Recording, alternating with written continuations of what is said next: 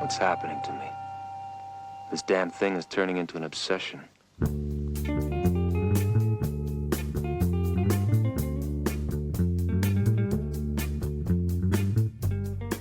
Red leather, yellow leather. Red leather, yellow leather. Ciao, ciao, everybody. And welcome to another exciting episode of the Giallo Ciao podcast. This is episode 124, where we are going to do a deep dive on one of my favorite giallos of all time, Lucio Fulci's 1971 A Lizard in a Woman's Skin. My name is Chris, and I run a little website called the Giallo Score. Go check it out. It's very cool. And with me today is my brother from the motherland of Giallo films, Mr. Al. How are you, sir? I'm doing pretty good.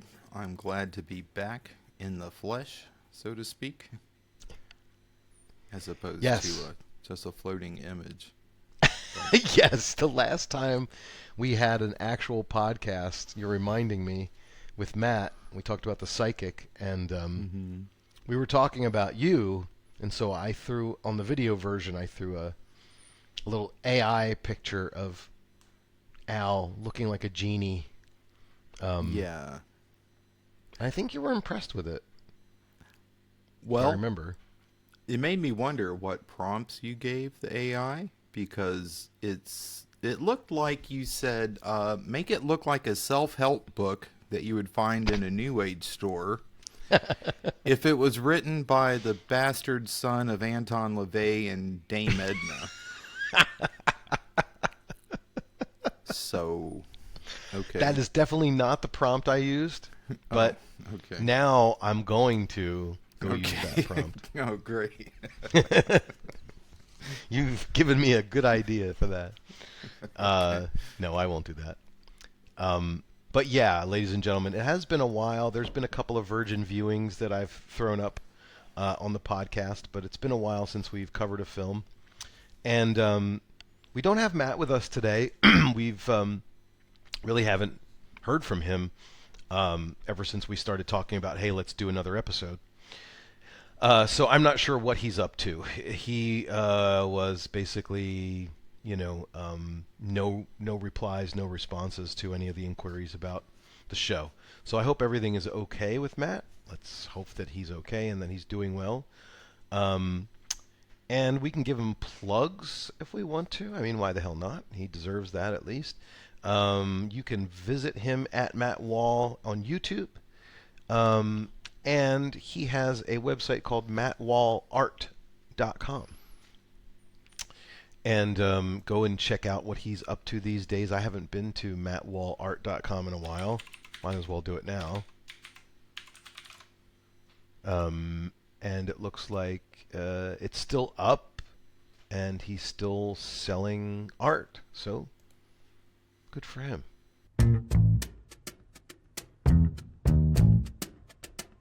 I don't have any more information on this Black Belly the Tarantula 4K, but we're getting close to its release date. And I don't know, Al, if you and I talked about this, or if it was just me and Matt, but they delayed shipping this because they were having some quality control issues. And I think, they said something like, as a result, we're going to be giving you even more stuff than we promised. But remind me if we've already talked about this. They're shipping this 4K,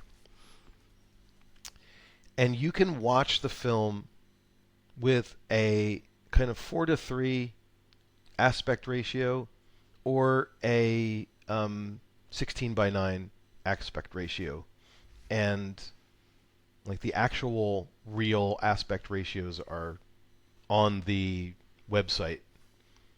They call it 1.37 to 1, which is a little bit wider than 4:3. I think 4:3 is 1.33 to 1, but very, very little difference.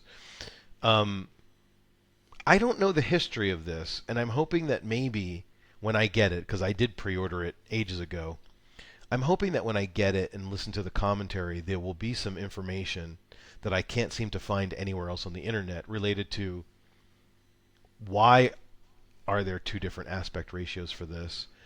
Which one was it filmed in? Which one was it presented in? Why? And it seems to me that the more square-shaped frame version is the one that they originally wanted to go with. And I guess at some point somebody decided to make it more widescreen for either international distribution, or maybe not until it made its way to home media. I don't really know. Right. But when you get this, there is a 4K version and a 1080p version of the film in both aspect ratios, and you can watch one or the other. And again, we don't have to get into that discussion about why do they do so much stuff and offer so many things that are like not really that big of a deal to most people, in order to just jack the price up. Obviously, that's the answer. But from a realistic standpoint, once I get the 4K, I'm definitely going to watch it. I may watch it in that more 4:3 based aspect ratio just out of curiosity, because I want to know what they did to change it to 1.85 to 1. Like, if the frame is a square and that's how they framed all the scenes, but obviously they have more visual information on the sides that got cut off, or is it that they don't have any more visual information on the sides that got cut off, but instead they cropped the top and the bottom? Right. Which is like the backwards way of how we're used to it being, because the films would show in a theater more rectangular. Right. And then they would crop the sides to fit it on your TV screen. Right. Here it sounds like you're doing it backwards. So my first question would be, how was it shown or projected in the cinemas at the time? Exactly. I've been to theaters where, they have the curtains on the side that some guy will come out right before the movie starts and move the curtains a little bit and, whatever. I remember that. Yep. Yeah. Because depending on the aspect ratio of the film, the curtains needed to be moved back in or moved out. Yeah. But, the easiest answer to this is to pull up the copy that I have and take a look at what you see on the screen. Like, in other words, does it look like...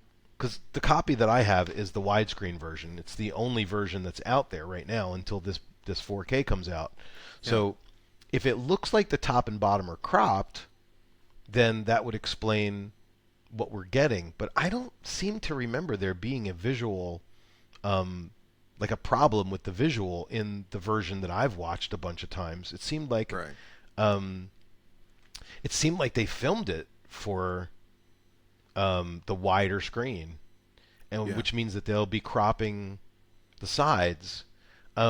Matt, when we were talking about this, said maybe they filmed it and they made sure that most of the visual information was in the center, because they wanted this to be something that was going to be shown on television instead of a movie theater. That's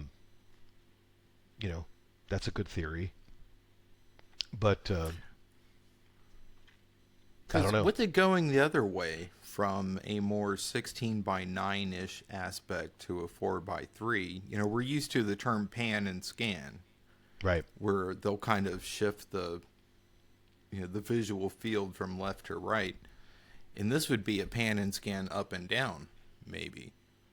Yeah. If that I don't know, though, because, the thing is, not every movie that was converted from widescreen to 4:3 for video rental was pan and scan. Some of the... some of them was just set in the center. Yeah, exactly. You're screwed for half the movie. Yeah. But but apparently, if you listen to, I think I remember listening to Tarantino do a podcast talking about Dress to Kill, and they were watching a 4x3 video cassette from their rental place as the version that they were watching for the podcast, and they mentioned whoever did the pan and scan did a good job. So it's like it's obviously a post-production thing that you do when you're getting it prepared for that aspect ratio. But you kind of have to say, okay, well, we've got these two figures here, but this one's doing all the talking, so we've got to pan over here to show who's talking. Right. And then pan over for the reaction, and then pan back to the... And, when DVD came out, and even before that, I remember seeing VHS tapes that said, like, a widescreen version. And at first I was like, what the hell does that mean? Because my TV's still a square CRT, right?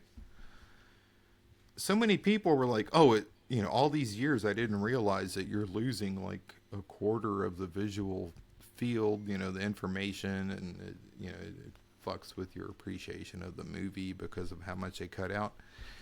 And then I realized they kind of do it in reverse for TV shows. Like, I got all the episodes of Seinfeld, and I guess they were ripped from a DVD or a Blu-ray or something. I know those shows were 4x3 because I used to watch them on TV, and that was the norm in the 90s. Right. But it fills up my, I guess, widescreen or your 16 HD by TV. 9. Yeah. It fills that up, and it looks like, wait a minute, he's doing something with his hands under the screen that the character, George is reacting to, and I'm not really seeing. It's like, just leave it 4x3. Leave it. If it's made for 4x3, leave it. Right. So instead of having the black bars on the side, now we have, we're chopping off stuff on the top and the bottom. Yeah. And, well, the average person doesn't appreciate that, and they would rather not see black bars. And so I think that they're appealing to the lowest common denominator here. But I seem to remember the first couple seasons, maybe 3 of The Sopranos, were 4x3. And if you go back to HBO and watch them, I can't, with any sort of real certainty, tell you whether they're still with black bars on either side, but for a while they were. And if you had the DVDs I used to have the DVDs of the first 3 seasons, they had vertical black bars on them. Yeah. And I think Twin Peaks was the same way when the Twin Peaks stuff came out, but I'm not sure. But the other thing is, like, it looks, when you see the pan and scan happening, it looks artificial. You can tell it's post-production camera movement. It's not actual camera movement. So, But again, let's see. It's telling me that the Black Belly 4K will be released on July 21st. So I should have it next week, and maybe some of this confusion will be cleared up by the time we have another podcast. Yeah. I'm interested to see it because ever since I ordered it, which was back in freaking January, I think, I forbid myself to watch the film, and I haven't watched it in a long time. So I'm like holding out for the 4K when it finally comes. Mm-hmm. So, and I'll just give a shout out to the guy who's doing the commentary. His name is Guido Henkel. And I want to give a shout out to him because he did the commentary for Case of the Bloody Iris that I have a 4K for, and his commentary track is fantastic. It was so much it was very entertaining to watch the film and listen to him talk about it. And that's not always the case with commentary tracks. If you've ever listened to Tim Lucas do commentary for a Mario Bava film, it's kind of like you have to take notes because he runs through so many factoids because he knows them all. Like he's the Bava expert. He can just rattle off everything off the top of his head. And then there's the other side where the commentators kind of just go off on tangents that aren't necessarily related at all to the movie or what you're watching, and they don't know how to bring it back. And I won't name any specific names of people who do that. But again, this guy Guido Henkel, he did the commentary for Case of the Bloody Iris, Short Night of Glass Dolls, A Hyena in a Safe, and he's doing the commentary for Black Belly. So I'm excited to do that. I think, not to be a total geek, but I think that when I get the discs, I probably will watch it for the very first time with the commentary on. I don't know, because I don't know if I have the patience to go through the whole movie and then say, okay, now I'm ready for the commentary. I go through the movie again. Right. We'll see. So that is all of the updates that I have related to Giallo. I haven't seen any other announcements for any other Gialli that are getting 4K releases.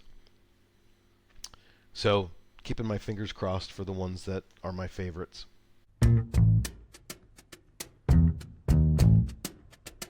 A Lizard in a Woman's Skin by Lucio Fulci, directed by Lucio Fulci, and released in 1971, I believe.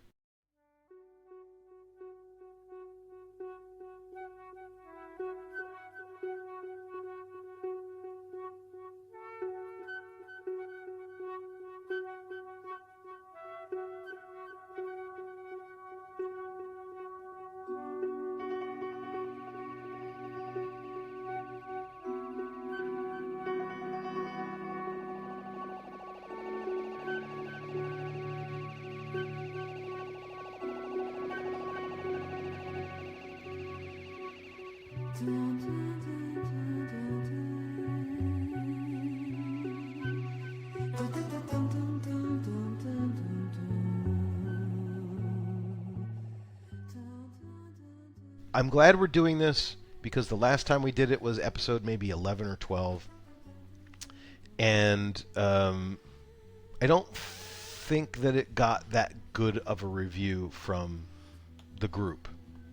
And I was part of that group, and I was part of that not so good review. But I, over the last 10 to 12 years or so, I've watched it 6 or 7 more times, and it has grown on me, and it has become my favorite Fulci Giallo. And it's probably one of my favorite Giallo films of all time. I think it lands solidly in the top 5 for me. But then again, all you need to do is mention 3 or 4 other ones, and I'll go, oh yeah, I forgot about that one. So I don't know. I think maybe when we get to the end of this analysis, I'll have a definitive answer as to whether it's in my top 5 or not. So, So back then, when you weren't so crazy about it, what was it that you didn't appreciate as much as you do now? Well, I think that like all of the films that don't fall into that classic category of black-gloved killer, amateur detective following the clues. Right. I mean, that's kind of what brought me to discover Giallo films in the first place. Which is basically the Argento model. The Argento model. I mean, you could say it's the Bava model too. I mean, Yeah. he kind of invented it. And if you look at the films between Blood and Black Lace and Bird, there are a few that are like that. Deadly Inheritance is one of the ones that comes to mind. But Argento was instrumental in creating that sort of archetype of Giallo film. And I don't think he ever did any other type of Giallo. I mean, all of his Giallo films are like that. They're all murderer is on the loose. I don't remember there being any sort of gaslighting psychological thriller Argento films. Well, he kind of knocked it out of the park on the first one. Yeah. Stick with it, right? Right. If it's not broke, Exactly. fix it.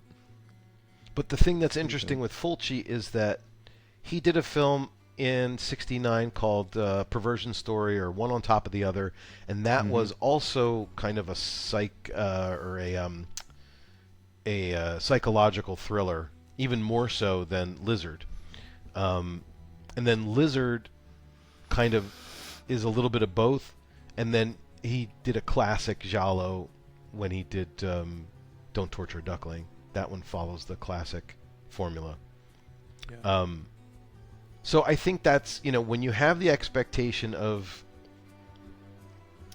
this is what I'm hoping for, and then you start watching a movie and they don't adhere to that at all, and you're not mature enough to understand that there's other flavors of Giallo films, then you immediately have a negative, connection to it, or at least a little bit.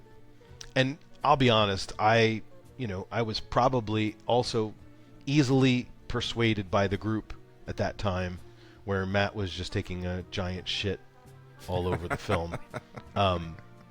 He's very persuasive, especially in the early days of the podcast. So, Yeah. So that to answer your question, I think that was probably why. But I had a history of Lizard with a Woman's Skin for quite a while before we covered it on the podcast, because this was another one of those films that was impossible to get your hands on, kind of like Four Flies on Grey Velvet. And I eventually got a copy from a duplication service on VHS, and I remember watching it over and over again, even though I didn't pay too close attention to it at the time. I just watched it hoping that it was going to be good, and then a lot of times I'd fall asleep, and so it wasn't really until the last 5 or so years that I paid really close attention to it and looked at it for its merits, for its artistic merits, which is hopefully what we'll talk about today. So, Okay. but before we get into the film, Al, I've asked you to do some production research, so if you have some notes that you want to share with us, that would be awesome. Okay. This film is an international co-production between the Italian company International Apollo Films, the French company Le Film Corona, and Spanish company Atlantida Films. It was shot in London over 10 weeks, and it was released in Italy on February 18th, 71, Spain October 15th, 71, but it wasn't released in France until July 21st, 1976. And I thought that was kind of curious. I couldn't find any reasoning for it, but they were co-producers on it, but they held on to it. They sat on it for 5 years. The running times I found online, the running time in the Wikipedia thing said 95 minutes, but the version I have is 104 almost minutes. Yeah, I have an hour and 44 minutes on my version. Yeah, I have 1:43:56. So yeah, I think that's the most complete.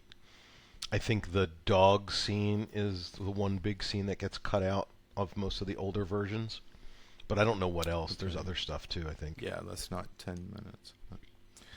Okay, I couldn't find a budget amount, but I did find a box office amount, and at the time, this film brought in 950 million Italian lira. So, all right, shit. It's like $5. Fulci could buy a rocket with that money, right? Unfortunately, in 1971, that was the equivalent of $1,524,096, which translates to 2026 as $12,567,281. And keep in mind that even though in 2026 a box office of 12 million sounds like nothing compared to Marvel movies and big tentpole summer films, Yeah. Italy is a much smaller market. And I don't know if that number includes international take or just the Italian take. So, but the point is,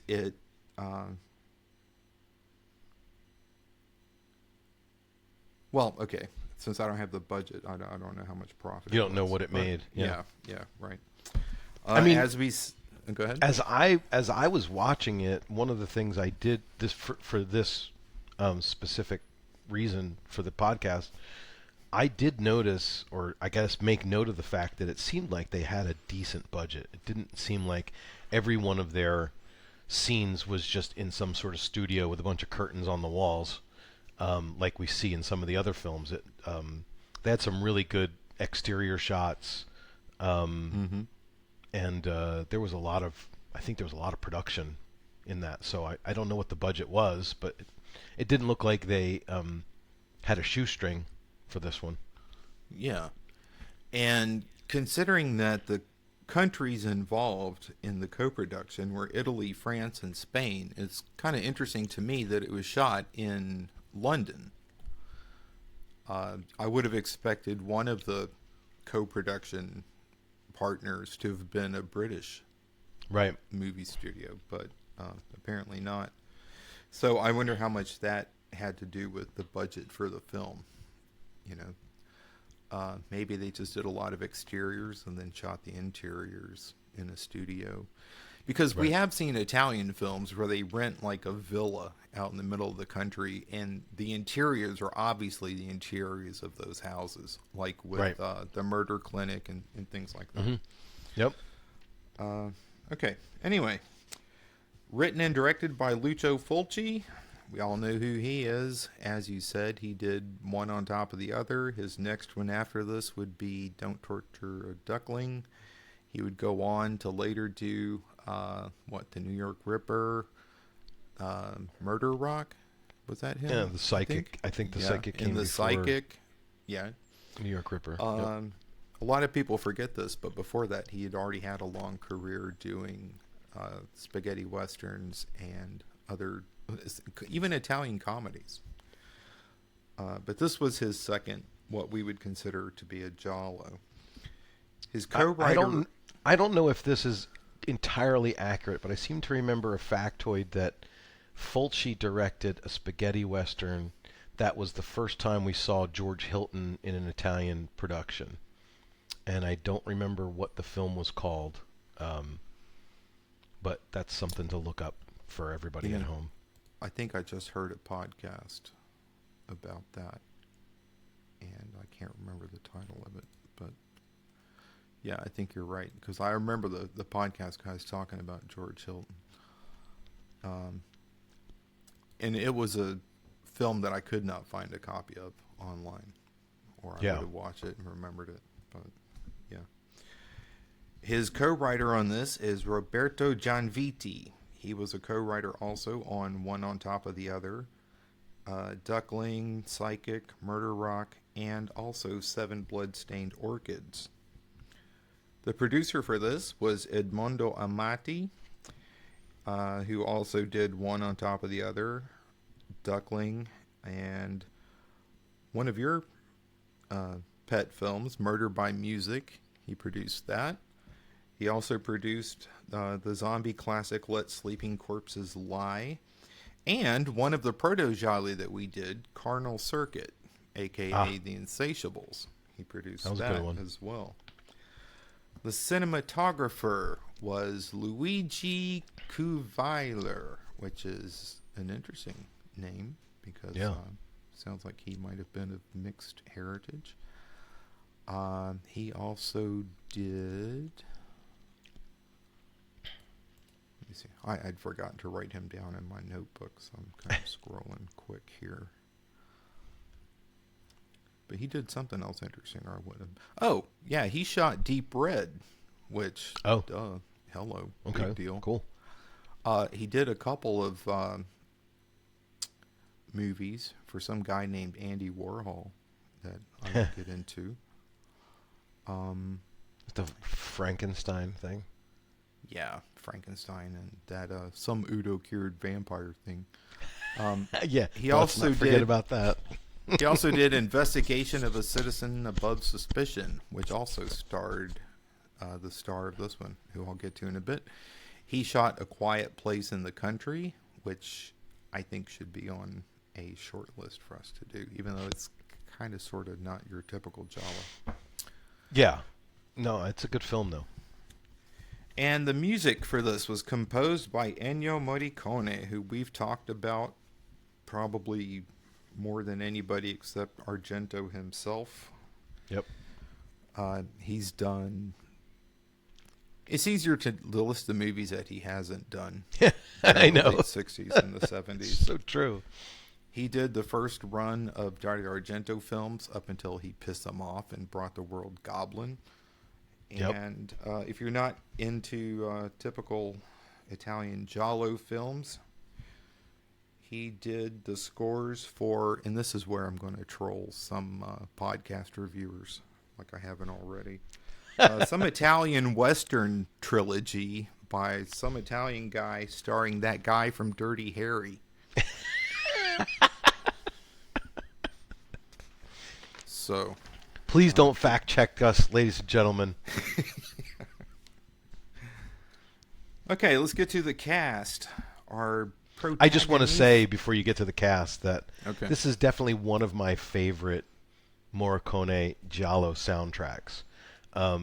He definitely, lays on the weird atonal strings like he does in all of these films, but that one bass line that opens up the film and the opening credits that gets used throughout, I think there is a theme song. I think it's the theme that gets played at the very end when the end credits roll. I think I'm pretty sure that's the only time we hear that main theme. That's the most conventional thing that he wrote for this movie. Everything else is jazzy and kind of avant-garde-ish, but very listenable without the film going on. Like you could put it on and just kind of listen to it on your stereo.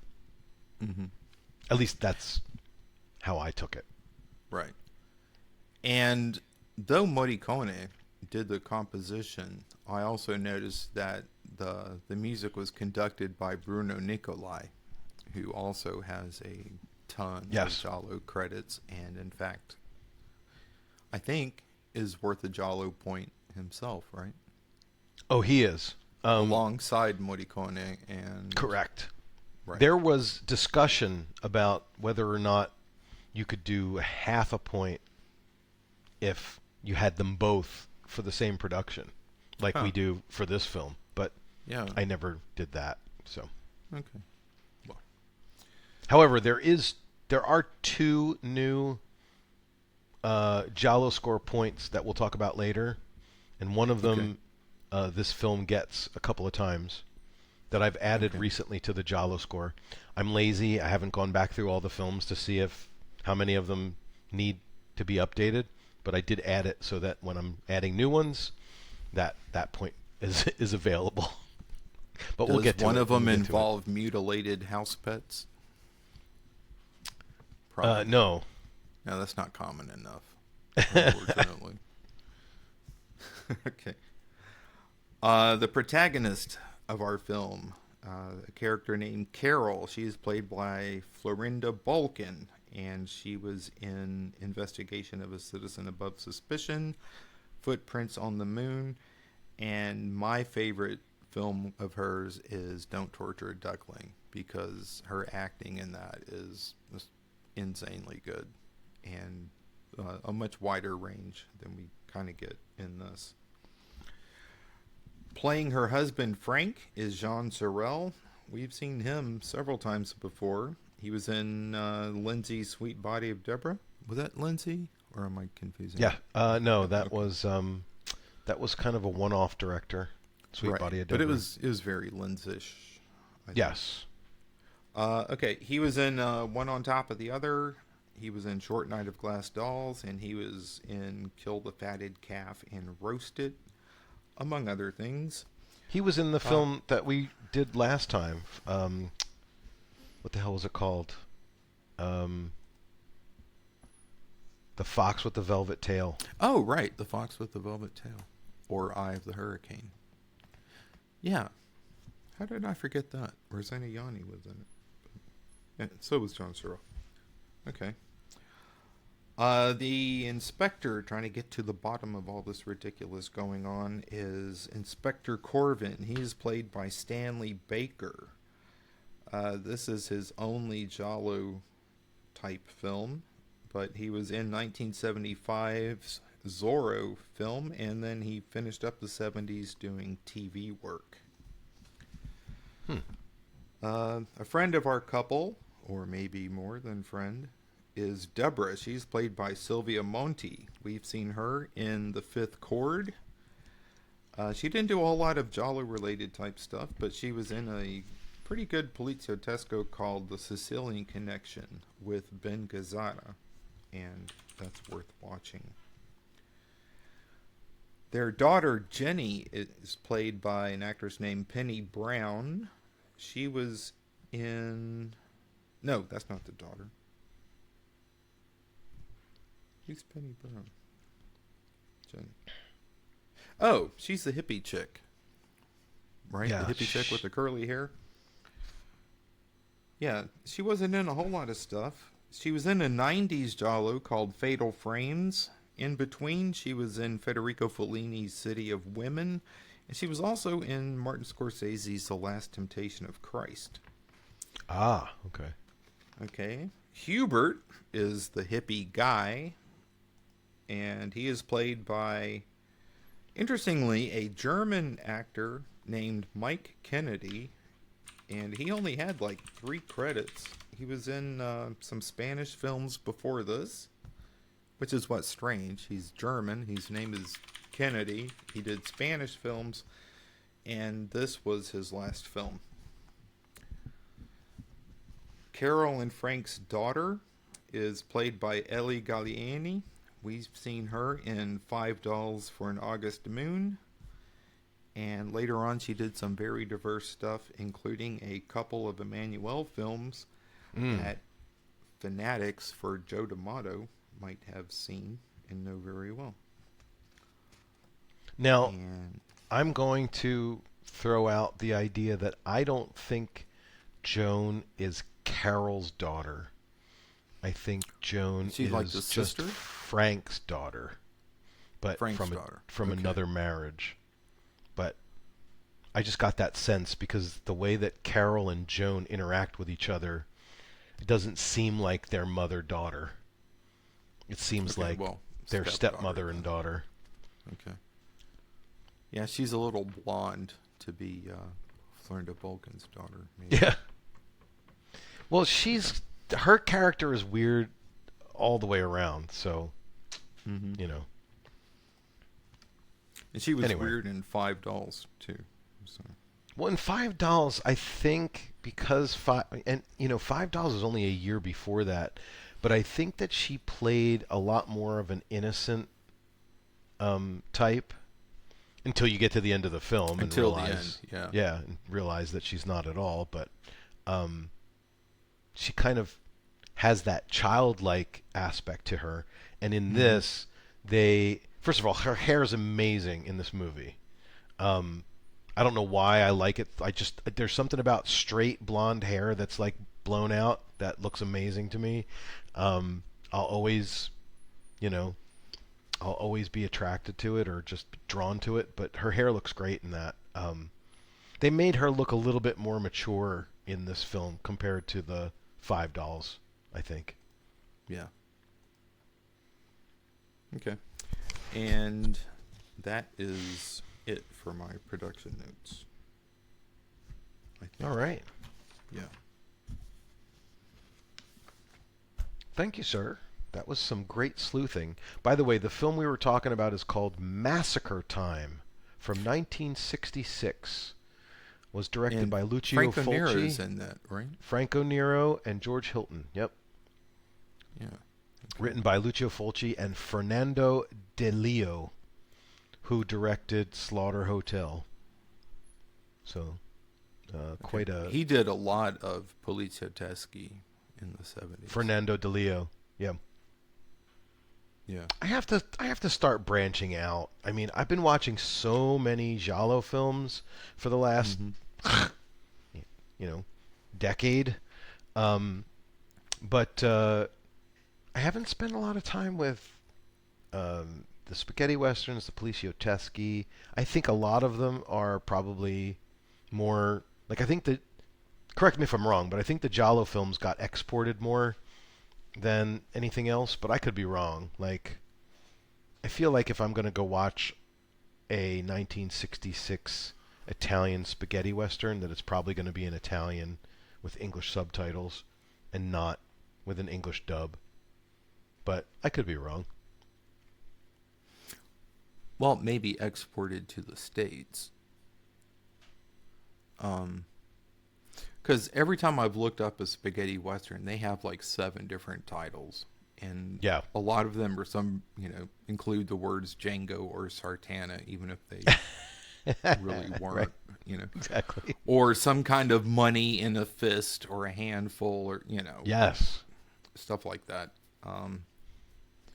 which is the old tradition of piggybacking on anything else that has been successful. Yep. But That's what they love to do in Italy.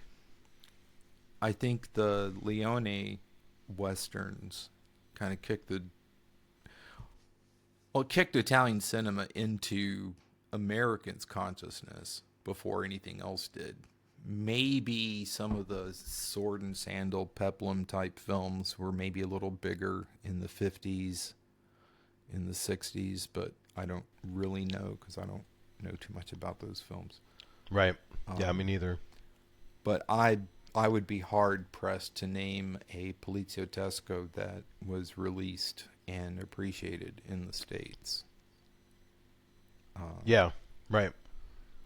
I think the reason that Giallo has more clout is because it bridges the gap between the Italian movies and the 80s slashers. And Right. Dario Yeah. Argento was this legendary figure that was built up to be something that Americans needed to seek out and discover as the Italian Hitchcock.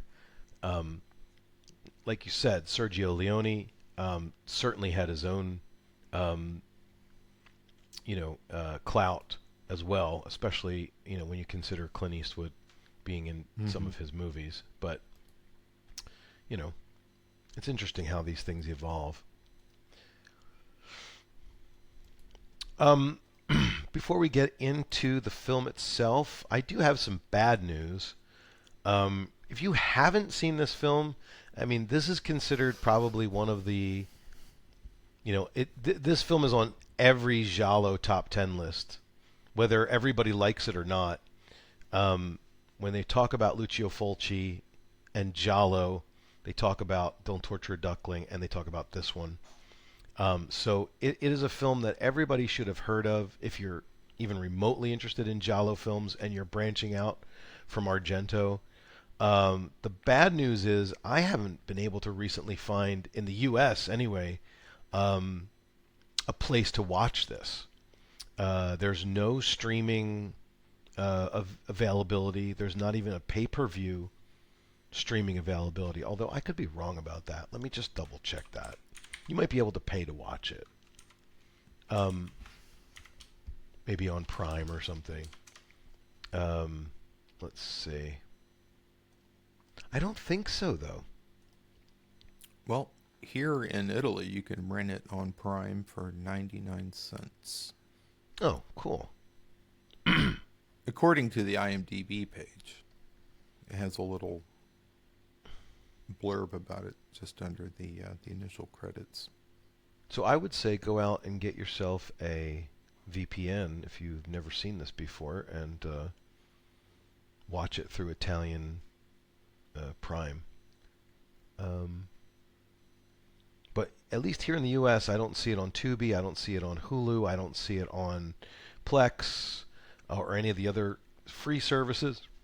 And as far as physical media is concerned, there was a Shriek Show DVD that came out a while ago, and there's been several Blu-rays that were released within the last, I guess, 10 years or so. A couple of them are international. A couple of them, I think there's an Australian one. I think there's a Region B version. But I don't know how easy they are to get your hands on. So I apologize in advance to our listeners who may want to watch this before listening to us talk about it, because if you don't have a copy already, you might have to shell out $50 or $60 for an out-of-print Blu-ray or an out-of-print DVD. And my personal opinion is that is worth the money.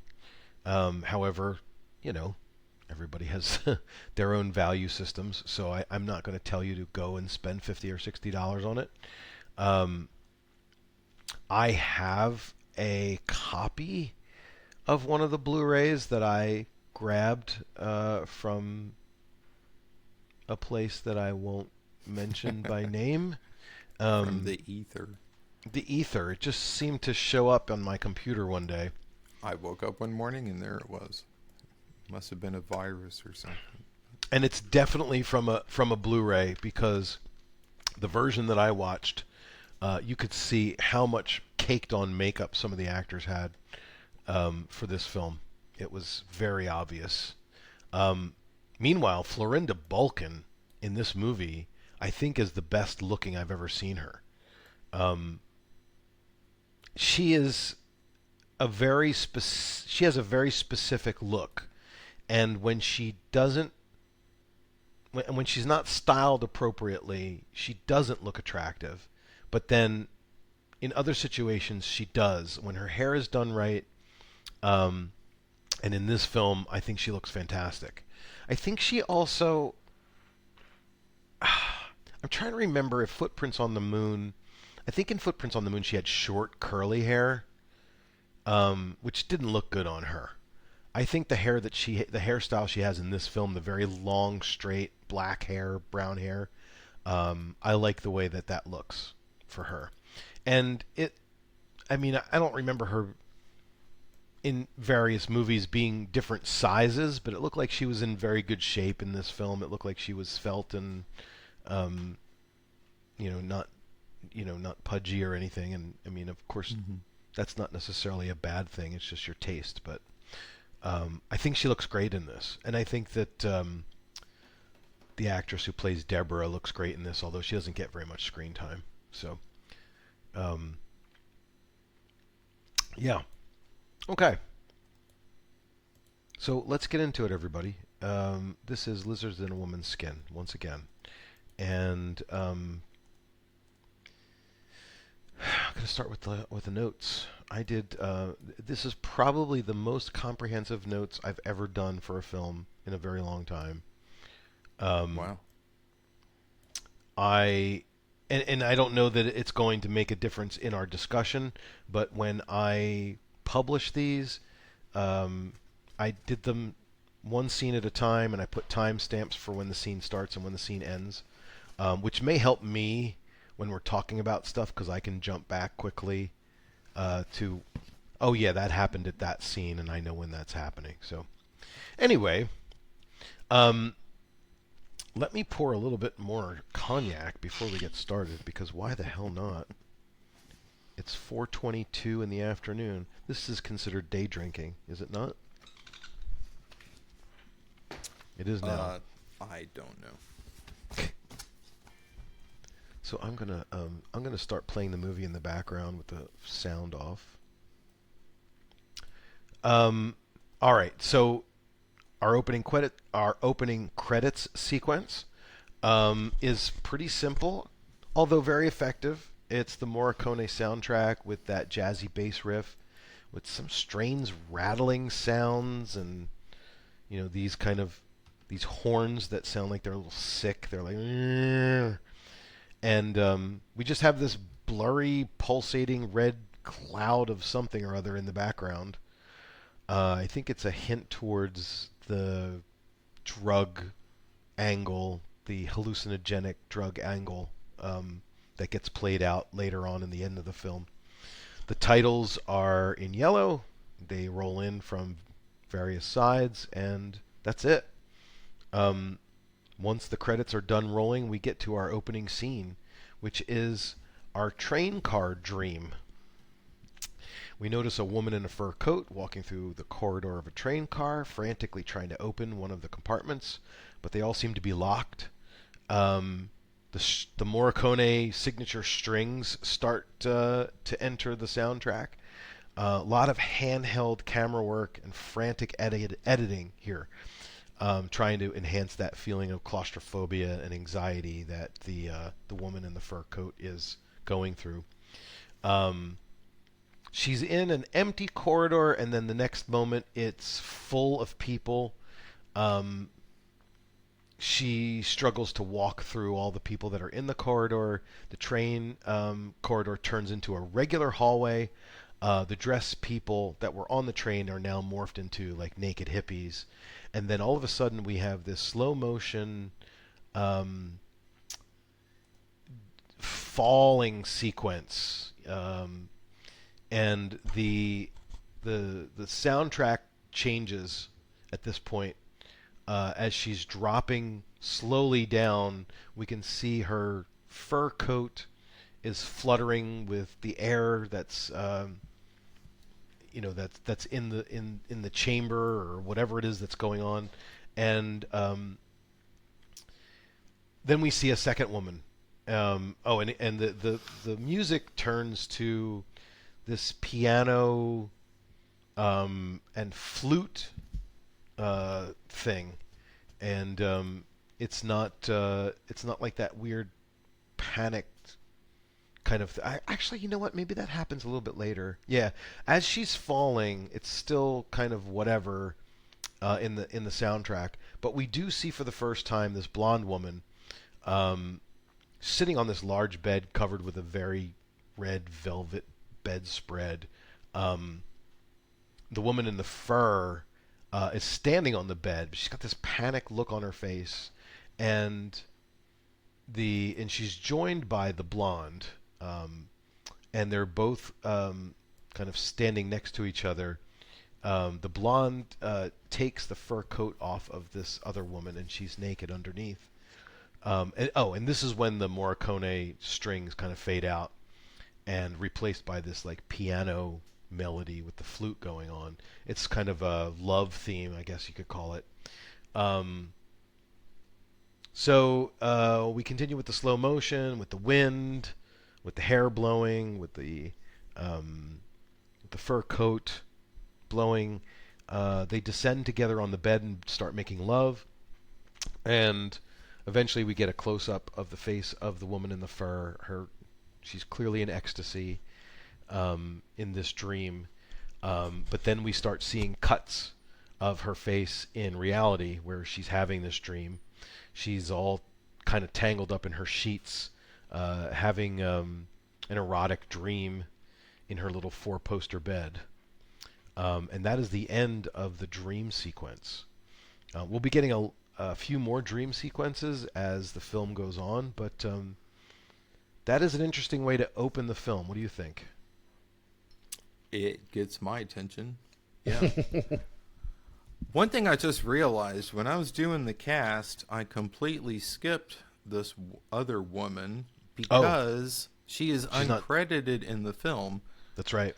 And when I was scrolling through the full cast and crew, I just scrolled down about halfway, and then I figured, we don't need to know who played the maid in the back of the room, 2 hours in. But that is Anita Strindberg. And yes.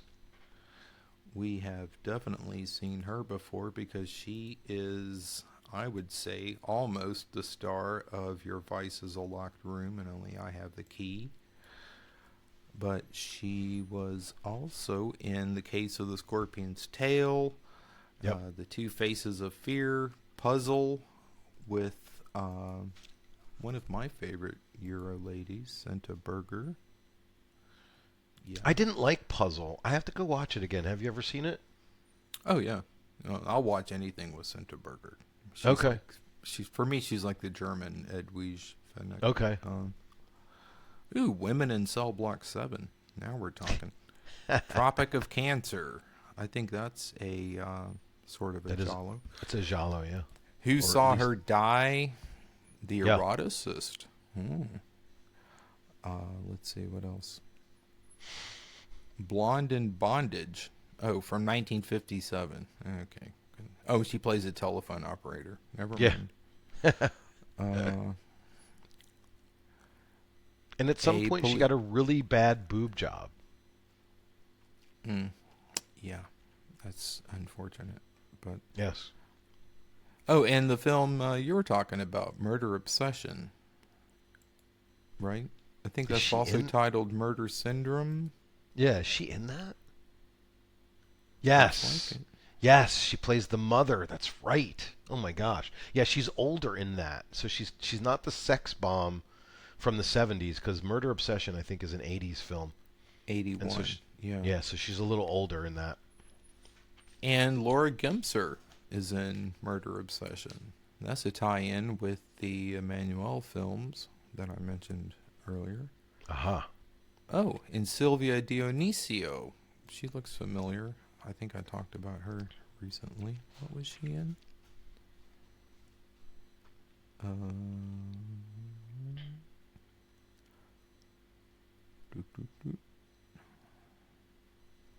Well, okay. I don't know. Her face looked familiar, but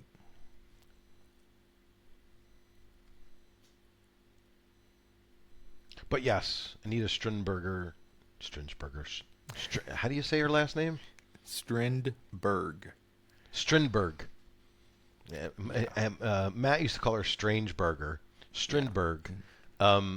Yes, she, like you said, she is. If you look on IMDb, like, she is the most important person in the whole movie, but she's not in the IMDb cast, and she's not shown when the credits roll, which is interesting. So. Yeah. I wonder why she didn't get credit for this. But She's German. yeah. They didn't pitch in for the production, so. Yeah. Or they're So, balanced. The next morning, we see, after Carol gets up and gets dressed, notice the painting behind the four-poster bed that she sleeps in. It's this weird kind of surreal-looking Pink Floyd The Wall duck swan that has some sort of opening. It looks very vaginal. We'll be seeing that again later. It in looks a dream kind sequence. of Dali-esque. Yeah, but definitely. But it just reminded me of that animation sequence from The Wall, the Goodbye Blue Sky section of The Wall. It reminded me of that too, but I think it was probably because of the way they did it in that dream sequence. So she's sitting at her desk taking notes, and we'll find out later why she's taking notes. But before that happens, Joan comes in, and basically they just have some back and forth conversation, and we do see the very first appearance of the paper knife, or the letter opener. Joan goes and looks for it, I think somewhere in the back of the room, and then brings it back out and sticks it in a pot of flowers or a vase full of flowers or something. And that scene ends very quickly. We immediately go back to Carol and her, I guess, her dream log, which is what she's writing down. But then we go to Carol's therapy session with Dr. Kerr. And that, of course, is where we get the classic line, "That's the corridor from the flat next door." Dr. Kerr is talking about the corridor and Julia Drewer, and that's the blonde woman in the dream. and what Julia Drewer represents. And there's a couple of really telling things. I'm going to go ahead and say this right now. I think Florinda Balkan really acted her ass off in this film. Like, because of what you know at the end of the movie about what the secret is and how she's trying to reconcile all of that in her head and act it. And there's a couple of really telling scenes in this, or telling moments in this scene where Dr. Kerr is talking about how Julia Drewer is not a upstanding citizen or a reputable person. And she says something like, no, she certainly isn't. But she gets this look on her face like, I like the fact that she isn't, because I'm secretly in love with her, which is sort of a spoiler, but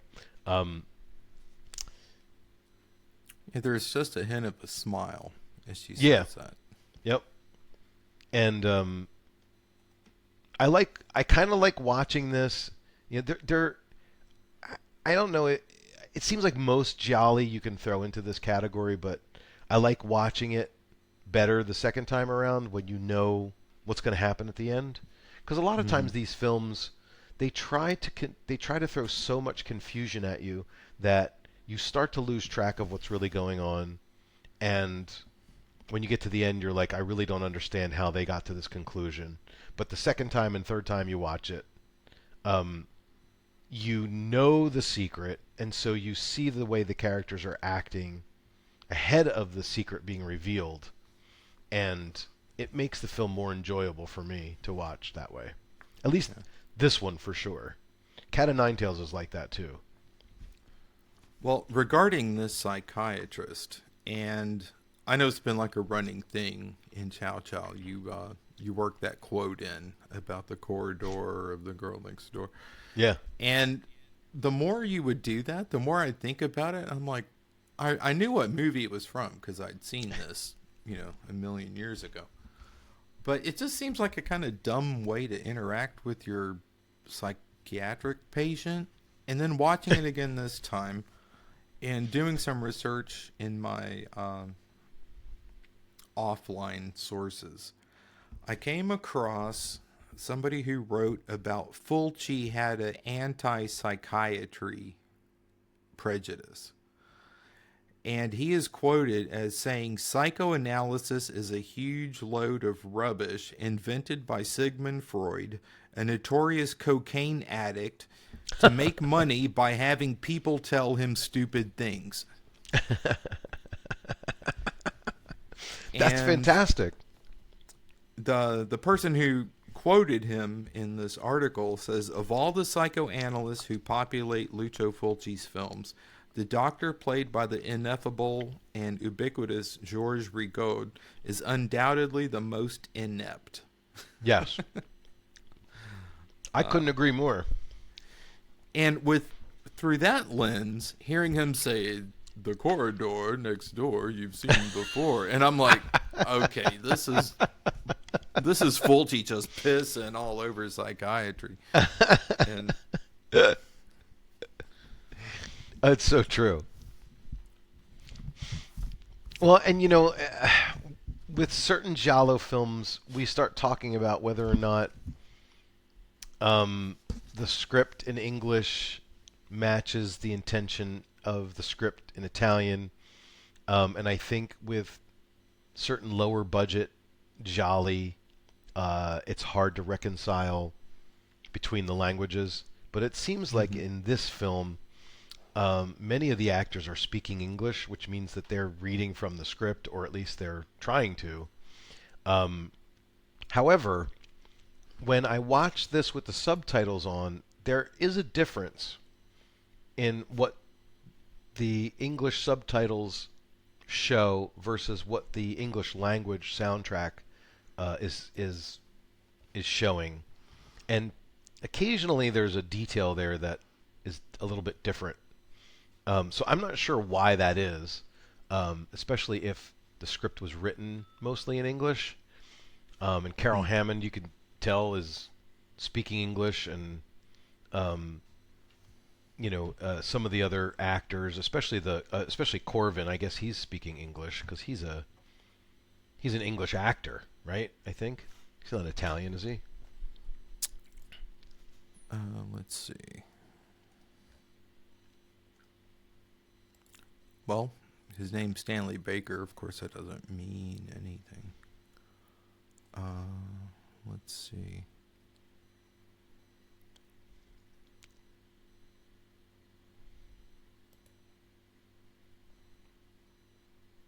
Yeah, he was born in Wales. Okay. And he died in 76 in Spain. Okay. So probably you could guess that he looks a little bit like Sean Connery with a beard. Yeah. So you could probably say that English was at least one of his first languages. So anyway, Yeah. So I guess the reason why I bring that up is because that's the corridor of the flat next door is probably something that was written specifically that way and not just some sort of translation for the English dub. Right. It'd be hard to get something that rhymes in a different language. Like that, That's true. without changing it completely. So, they don't really talk too much about conclusions or what things mean right now. It's just, Dr. Kerr talking to Julia and Julia talking back. Not Julia, I'm sorry, Carol. And Carol just kind of going through the information. And the camera eventually pans over to show that Dr. Kerr's recording the session. So that's important to know. The next scene is the party at Julia's. I love this montage. There's all this frantic camera work. There's hippies dancing everywhere. Julia's just kind of sitting back watching this, this debauchery in her home. We get that bass riff that we got from the opening credits. And then there's a split screen, which Fulci does a couple of times, which I thought was cool. On the right-hand side, we see the Hammonds, who live next door. Clearly they're next door. They can hear all the music, and they're trying to have a quiet dinner.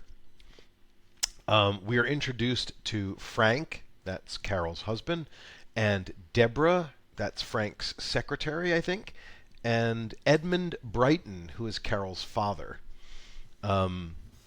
And Edmund says something about them. It sounds like they're having a football match, and everyone laughs. But the camera then pans over and down to show that Joan is secretly tapping her foot to the beat of the music that's coming from next door. So she's like the hip one in the group. Yeah. We get another split screen. This time Carol is on the left smoking, and we have all these naked body parts on the right. Just kind of like a close-up of the orgy that's going on. Then back at Carol's place, Carol's place that obviously she shares with Frank. It's very well appointed. I think Joan lives there too. The furniture and just the way that they set up this entire scene is just really good, nice attention to detail. It doesn't look like a makeshift interior film studio setup. It looks like a house, even though it probably isn't a studio. And I think at this point it's after dinner. Frank is reading the paper. Deborah and Joan are playing a game of chess, and Carol just kind of sits and smokes. And Edmund is having a drink and suggesting that alcohol would work better than psychotherapy for Carol. And Edmund's drinking cognac. Yes. Is that why you're drinking cognac? No. It's because cognac is the only thing I have. Oh, dude. At least I have tie some it in gin. with a movie. Pretend it was I on have some purpose. gin as well, but I don't drink gin neat or straight up. I need to Okay. mix it with something. But anyway, um, yeah, then we're back to Julia's place. She picks a random party guest to make out with. Fake boobs on full display, I wrote. And then eventually we cut to Edmund leaving and telling Frank that, he should take Carol away for a while. At this point, we really don't know anything about Julia Drewer or the problem that will eventually come up. However, it's clear that Carol has some insomnia, and that is why she's going to psychoanalysis. That's what Edmund says. So, with the concern that he has for his daughter, he goes to leave and tells Frank that, you should take Carol away for a while. And then Frank is like, well, who's going to watch after the such and such because you're going to be gone. And now we realize that they work together. Edmund's like, well, just think about it. And he leaves. And he goes outside, and it's raining. And he walks past this very flamboyantly painted roadster car, which the first time I watched this, I thought belonged to one of the hippies who was at the party. But it turns out it doesn't belong to one of the hippies, and we find out later who it actually belongs to. Yeah. But I think that's why they did that, right? So they gave you that the indicator that only a crazy hippie would drive a car that flamboyant, and not anybody in the Hammond group. But after Edmund gets in the car to go home, we go back up to the second floor where Carol is kind of pacing around the bedroom and smoking. Anything in that scene that stood out for you, or? Well, like you, the first time we saw that car, I assumed it might have been, what's her name? Julia Durr, the hippie swinger chick from next door. Yeah. But, yeah, like you said, we find out it's not hers, it's somebody else's. And we've already seen that somebody in the Hammond clan seems a little cooler than the others. So True. that's kind of just... Right, so it could belong to Joan. Right, like a little cookie crumb. And But then again, I mean, I think that we're dealing with people who have a lot of money, so I guess even though Joan's young, she could probably have a car like that because somebody would have bought Right. it for her. I mean, it's not like a Volkswagen Beetle. I mean, it looks like some kind of expensive automobile. Yeah. But see, and the other thing is with Edmund, he's very attached to Carol. We know that. Mm-hmm. Yeah. But he's not very attached to Joan, so that's what, again, makes me think that Joan isn't Carol's daughter. But there's really no evidence to that. There's no backstory with Frank about a previous marriage or anything, so I guess we're just supposed to assume. Yeah. I don't know. But it is interesting. The dynamic that Fulci establishes with the script here, with Frank being the husband, Carol being the daughter of the man who gave him the partnership at the law firm, and Joan being his daughter, and then of course we have this extra person who's, she's part of the family. She's at the dinner table. I mean, if she, it's really hard to know the first time you watch this who she is or what her relationship is to anybody else. But she's basically just a live-in administrative assistant for Frank, I guess. But I guess she also is, close to the family because you can see her playing, chess with Joan and a couple other scenes where the two of them are sitting and talking. So it's a weird dynamic for sure. Next scene, we see some exteriors in London, I guess. Frank and Edmund are walking around. They head to their office. They discuss plans to handle various cases within the law firm. You can tell that, like I said, Edmund is a little bit obsessed with his daughter. He has pictures of her everywhere in his office. There's no pictures of Frank. There's no pictures of them being married. There's no pictures of Joan. It's just all my daughter, Carol. Right. And, you know, they talk business, and none of it is really important to remember. But before Frank can leave to go, 'cause he says he has to drive far to be somewhere to handle a particular case in the morning.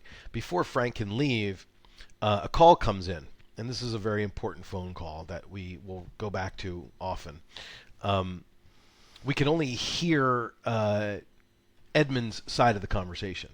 And he basically just says something like, "Mrs. Smith, who are you? I don't know who you are. And a member of my family." And as soon as he says a member of my family, he then says, "Hello? Hello, is anybody there?" So Edmund hangs up the phone, and as Frank turns to leave, Edmund says to him, "Frank, you're not being unfaithful to Carol, are you?" And Frank says, "You're joking, of course." And that's the end of the scene. So I guess we're supposed to kind of infer that whatever that phone call was, there was some information given to Edmund that made him ask Frank that question. Because why else would he ask that question? It wouldn't be something that he'd ask out of the blue, right? I mean... Right. Like the phone call prompted the question. Yeah, the phone call definitely prompted the question.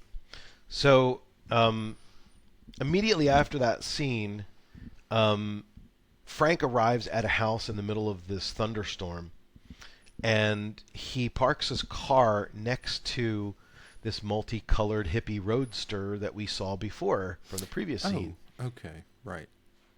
I got mixed up. He goes to this house, and he is let in, and he is greeted by a woman. They embrace and they kiss, but her identity is not revealed. But we know it's someone from the night before because we see the same car. It could be Julia. It could be somebody else who was at Julia's party. It could be, well, it certainly wouldn't be Joan because that would be weird. Right. But it could be, somebody else from the Hammond house. So put a pin in that because we'll be back to it. Now we have the main event, which is the murder dream. It starts off pretty much the same way as the last dream sequence that we saw. Carol is in the train corridor. It's filled with naked hippies.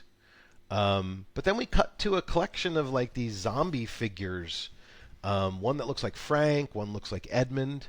And then we see Joan, and Carol screams, and Joan is sitting in a chair holding her own guts in her cupped hands, which was, for 1971, pretty like outlandish and gory, I think. I think that probably took some people by surprise, and is probably one of the things that got cut from one of the versions of the film. Then we flash to this strange bird, the same bird that we saw in the painting behind Carol's bed. It's flying. It looks completely fake, by 2026 standards. But back then, I guess it was fine. And we see Carol, who's running through this open kind of courtyard. I think it's supposed to be the courtyard where her father lives, or it could also be the mental hospital where she spends some time later on in the film, or it could just be some abstract location. But you see the shadow of the bird over the grass as she's running. And the bird squawks loudly. It's got this weird triangle symbol on its chest. I don't know what that's supposed to mean. Mm-hmm. But the scene changes again. And again, these are dream sequences, so not everything has to mean everything. But okay, well, about this dream sequence, we noticed earlier that the painting of the swan with the big hole in his torso was reminiscent of Dolly. Yeah. And this film, well, this scene with her running across the courtyard and the apparently hand animated shadow of the swan flying over her, that is a nod toward Salvador Dali's scene that he created for the Hitchcock film called Spellbound. Oh, right. Okay. Yes. And in that scene, the flying thing with the shadow on the ground was an angel. In here, Okay. it's a swan. And we were talking earlier about how this doesn't really follow the Argento model for Right. a Giallo. Some of the sources I read pointed more towards Hitchcock, and specifically 3 Hitchcockian elements that are present in this film, and I'll point those out. But this is the first one. That's the first one. Okay. I'm so Right. glad you brought that up because I haven't seen Spellbound in ages, and I remember when I did see it, it was like, hey, by the way, there's a scene in there that Salvador Dali designed. Yeah. And that this is the first time that I ever recalled that because you brought it up. So that's pretty cool. And the fact that the painting that we saw in her bedroom, I mean, even the first time I saw it was before I did the homework for Right. This episode. I'm thinking, is that a Dali painting? Yeah. Because It looks he does very much stuff like with it. swans too. Yeah.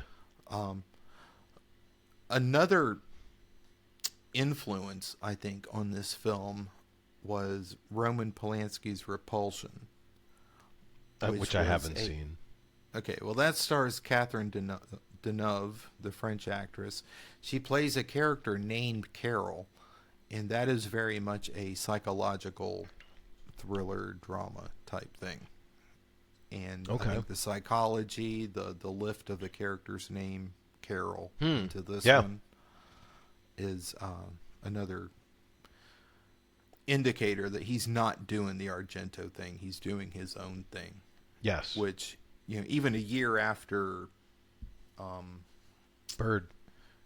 after Bird is pretty impressive, because we know that other directors were fully on the Argento train by that time even. Right, but you could hypothesize that this was a project that he had already started Yeah. before Bird came out, because if you notice, after this film, the next one that Fulci does is a classic Argento style giallo. So it's possible that when Fulci did one on top of the other in '69, they said, okay, that did pretty well. Let's do another one like that. And he said, I want to do a London-based psychological thriller that has, its ties in surrealism and the drug culture and the hippie culture. So it's possible that he was already kind of, locked in to this particular project as Argento's Bird is starting to light the world on fire. Right. Yeah. Yeah, that's true. Cool. Okay. So the scene changes again, and we now see Julia walking very slowly, wearing these thigh-high black velvet boots. She bends down and greets Carol, who is still wearing the fur coat and the white scarf. Carol's hand reaches for the letter opener that we saw in the previous scene and stabs Julia in the chest. Julia screams. Blood is flowing in slow motion from the tip of the knife as Carol holds it. Julia collapses on the bed. Carol pounces, her fur coat falling off as she does, and her bare ass is underneath as she jumps on top of Julia. I thought that was kind of comical. It was like, this is a very serious scene, but all of a sudden when you see somebody's bare ass, it makes you laugh. At least it does for me. Well, you don't want to get all that red paint, blood, all over the fur coat. Exactly. Carol continues to stab Julia in the chest over and over again until Julia dies. And by the way, I don't know if anybody told Lucio Fulci, but when blood drips out of a wound, it doesn't make a sound like a dripping tap. But, I guess for effect, hey, it's a dream sequence. Never mind. Yeah. So Julia's dead, and Carol is shown holding this bloody knife, and all of a sudden she looks up and to the top of the room, and she notices these two hippies sitting in the balcony. Their eyes are kind of ghostly white. They've got these weird contact lenses in them, make them look like they're zombies or something. Carol gets a look of panic on her face, and she runs down the hallway and out of the scene. And then we cut back to the fur coat and the white scarf left behind on the bed, where Julia is still laying dead. And that is our big scene, everybody. This is the establishment of the fact that Julia, at least in Carol's dream, has been murdered, as far as we know. And we don't know any more than that yet. Right. Well, the whiteout eyes on the two hippies, Fulci will use that later in other films that he ends up doing quite a bit. Like in his The horror Beyond. films. Yeah. Yep. Just one thing, though. The fur coat that is left on the bed, and we've only seen the fur coat so far in the dream sequences or the nightmare scenes, whatever you want to call them. Right. Okay, let's put a pin in that, because they show us very definitely that coat is on the bed in Yes. what we're assuming by this point is still a dream type nightmare scene, right? This isn't reality. This is her tossing and turning and writhing against her sheets and stuff. But something happens later that makes me kind of really for the plot, right? Okay. And I'll bring that up again once we get. Well, to it. I mean, I didn't know where you were going, but for sure, one of the things that's interesting to note is that we've never really seen Carol wearing that coat in real life. We've only seen it in her dreams. And then all of a sudden it shows up on the bed in the crime scene. It shows up later. in reality, and nobody thinks, "Oh shit, I know whose coat that is." Right. Well, I think there's a point later on, and we're skipping ahead, where Frank goes to see the body, and he lies and says he doesn't recognize the coat. Okay. So you think? But nobody else knows whose coat it is, because at this point, they don't know who the suspects are. Okay. But we jump ahead a little bit. Before that happens, Carol is seen back in psychoanalysis with Dr. Kerr.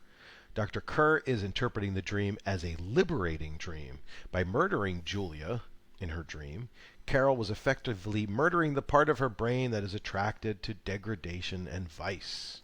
The act of violence reinforces that this is a firm decision. And Carol says, "What about the two hippies?" And Dr. Kerr says, "They were witnesses. You wanted to have people to validate the act in your dream." Dr. Kerr concludes that now this block, whatever this block is that Carol has been dealing with all these years, has been removed. And he gives Carol a cigarette. And I wrote in my notes, we should probably notice that gold lighter, but then it doesn't really come up again, really. So, and then at the end of the scene, Carol says, don't you think I should somehow make it up to Julia? Indicating that, hey, I should thank her for the fact that she's in my dream and she helped me liberate myself and clear the blockage. And I guess we're at a point now where I want to ask the question, is it better for us to spoil this and so we can talk about it from the point of view of somebody who knows the secret, or should we continue to pretend that we don't know the secret? Do you want to flip should we flip a coin? I don't know, it's up to you. I mean, this is a classic. I'd be surprised if many people listening to this haven't already seen it. Right. Well, I'll take a moment right now in post-production to throw in the big old spoiler alert. Okay. Warning. We're going to spoil this now because it makes it much easier and much more interesting to talk about what's going on in these opening scenes when you know the secret. So, again, you've been forewarned. Here it comes. I'm going to put it there, right here. Bing. Okay, we're back from that spoiler warning, but I just want to, as we talk, reinforce that, hey, if you haven't seen this yet and you don't want this spoiled for you and you really are interested in the mystery of this, because it is very complicated mystery. Well, not complicated, but it has a lot of twists and turns between now and the end. Just stop listening to us because we're going to kill it for you. Okay. That being said, Carol did actually murder Julia. She really did. And she knows that she did. It's not something that they try to prove later on in the movie, like she was temporarily insane and she didn't know what she was doing. She really did do it consciously and in full-blooded murder. So when you know that, and you hear her say something like, "Don't you think I should somehow make it up to Julia?" while she's in her psychoanalysis, it's very, I guess, ironic and interesting that she would say that, because she's saying that for the sake of the recording session, or she's saying that for the sake of Dr. Kerr. Because she already knows, because she knows that Julia is really dead. So the next scene, we get this this camera on top of the police car with the siren, the blue siren going around in a circle. And I did a little bit of research to try and figure out what American TV police drama Fulci stole that from, because this is not an original idea, but I couldn't find one. And in fact, there's a Leslie Nielsen parody TV show called Police Squad, which eventually became the Naked Gun movies. Yeah. And if you look at the intro to the Police Squad, it's the same thing except the light is red instead of blue. But I was trying to find, there's a TV show from the 50s called The M Squad that I looked up that has a similar introduction to the show, but it doesn't have that exact point of view shot where the camera's right on top of the police car. But clearly you could see that Fulci was influenced by American police drama TV when he made that particular scene. And I think he did it well. It looks good.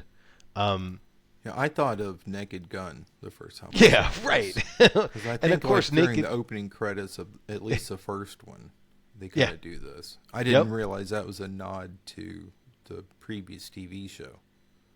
Right. So it's a nod to the previous TV show, which is actually a nod to an actual police drama that wasn't a tongue-in-cheek kind of parody show.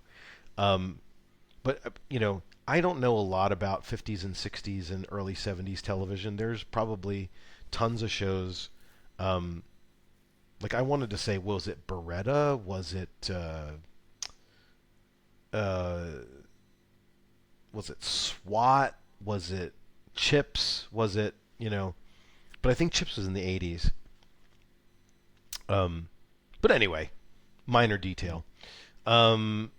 So we're on top of this police car, and we hear somebody over the radio saying that they're en route, and we're introduced to Inspector Corvin and Sergeant Brandon, and we get the whistling, which is something that will probably irritate most people who watch this movie throughout the rest of the movie. Inspector Corvin has this nasty habit of whistling, and it's the same tune over and over again. It's and later on in the film, there's actually some music that Morricone wrote that matches with that whistle, but we don't hear it at first. We just hear him whistling, and he does it in such an obnoxious way. Like, people are talking to him, and he's thinking, and while he's thinking and his wheels are spinning, he whistles this thing. And, it's like every police character has their little quirk in these movies, and this is Corvin's quirk, that he whistles kind of subconsciously or unconsciously, and it's kind of an annoying quirk. I'm not a big fan of it, but this is where we're first introduced to the whistling. Anyway, Brandon and Corvin discuss the fact that Julia was likely killed on a Tuesday morning, but the body wasn't found until Saturday. The police car arrives at the crime scene, and I don't know about you, but I've never seen a police car that is a gorgeous white Jaguar. Is that normal for England? Maybe because of how high up they are? I don't know. But it's a really nice car that they're driving around in, for sure. No idea. In my notes I wrote, let's get the whistling discussion out of the way now. Yeah. So, what's your take on the whole whistling thing, Al? Well, like you said, it is kind of typical for the cops to have some kind of quirky little habit, like the one that was collecting stamps all the time. Yes. The stamp collector guy. Case of the Bloody Iris. Yep. Right. And was that the same one where like his subordinate that was with him was always getting spotted as a cop? Yes. The same movie? Yes. Okay. He Because was all always these getting things made. kind of Yep. blend together in my Yep. head and I get them all mixed up. But there's another one, too, in Case of the Scorpion's Tail, where the police inspector is always working on this puzzle. And at the very end, George Hilton puts the final piece in, and the cop gets mad at him. And it's so stupid Okay. because there's only one piece left anyway. So, like, Right. I don't know how you could get mad at him for solving the puzzle. I think the inspector from Case of the Scorpion's Tail is the guy sitting next to Inspector Whistler here Yes, I in think the you're back right. of the car. And he's been in a lot of things. He's been in a lot of Jolly. that we've Yes, seen, too. absolutely. Yep. And then there was Death Walks on High Heels. That guy, his little quirk was that he just wanted to have a cup of coffee. And Right. every single time he would sit down to have a cup of coffee and he'd go to take a sip, somebody would interrupt him. And that was like the running gag. Yeah. Anyway, Corvin and Brandon get out of the car and enter the building, and now we're in the crime scene. Forensics has been there for a while, gathering evidence. The head of the scientific squad, a nervous and geeky kind of guy, lists the different types of drugs found on the premises. Eventually, Corvin tells Brandon to go and interview the neighbors, but mentions to be careful because Edmund is high up in the establishment or the government or the royalty or whatever, and his daughter lives next door. I don't know exactly what Edmund's, I mean, clearly when you look at the property where Edmund lives, he's wealthy beyond belief. He's an aristocrat almost. But he's a lawyer, right? He's not a judge. He's not the Corvin and even the chief that we see later, they make it seem like Edmund has some sort of clout or power over their jobs, but I don't know why that would be since he's just a lawyer. But clearly they've established that Edmund is a big deal. And so don't fuck around with Carol because it may come back to bite you. Yeah. So I think that's the first time that it's kind of mentioned that Edmund is high up. And that fact will come into play many times throughout the rest of of the film.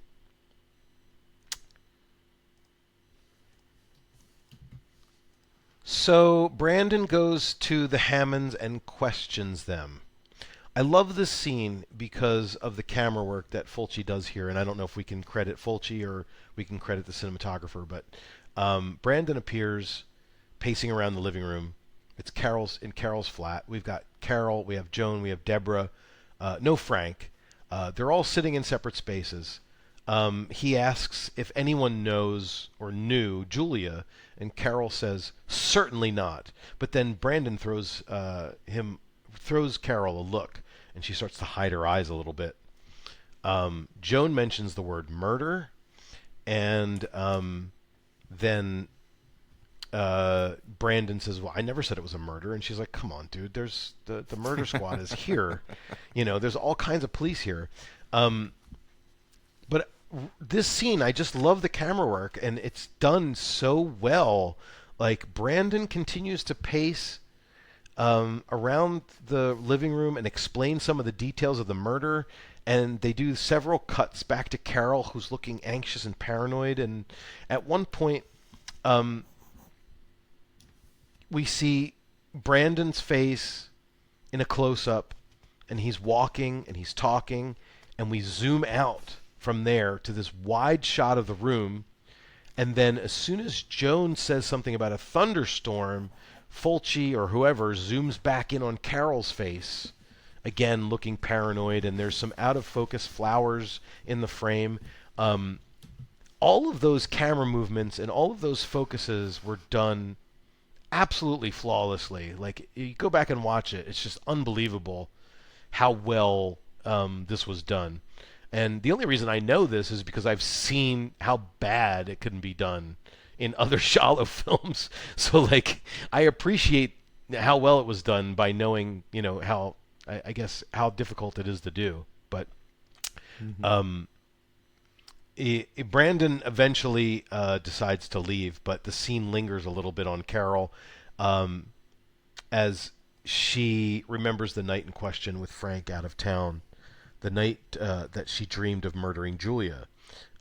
So she mentions that was the night that Frank was out of town, but she doesn't mention the dream of murdering Julia. But you can tell that that's what she's thinking about at that particular moment. So, Right. It's a very telling scene.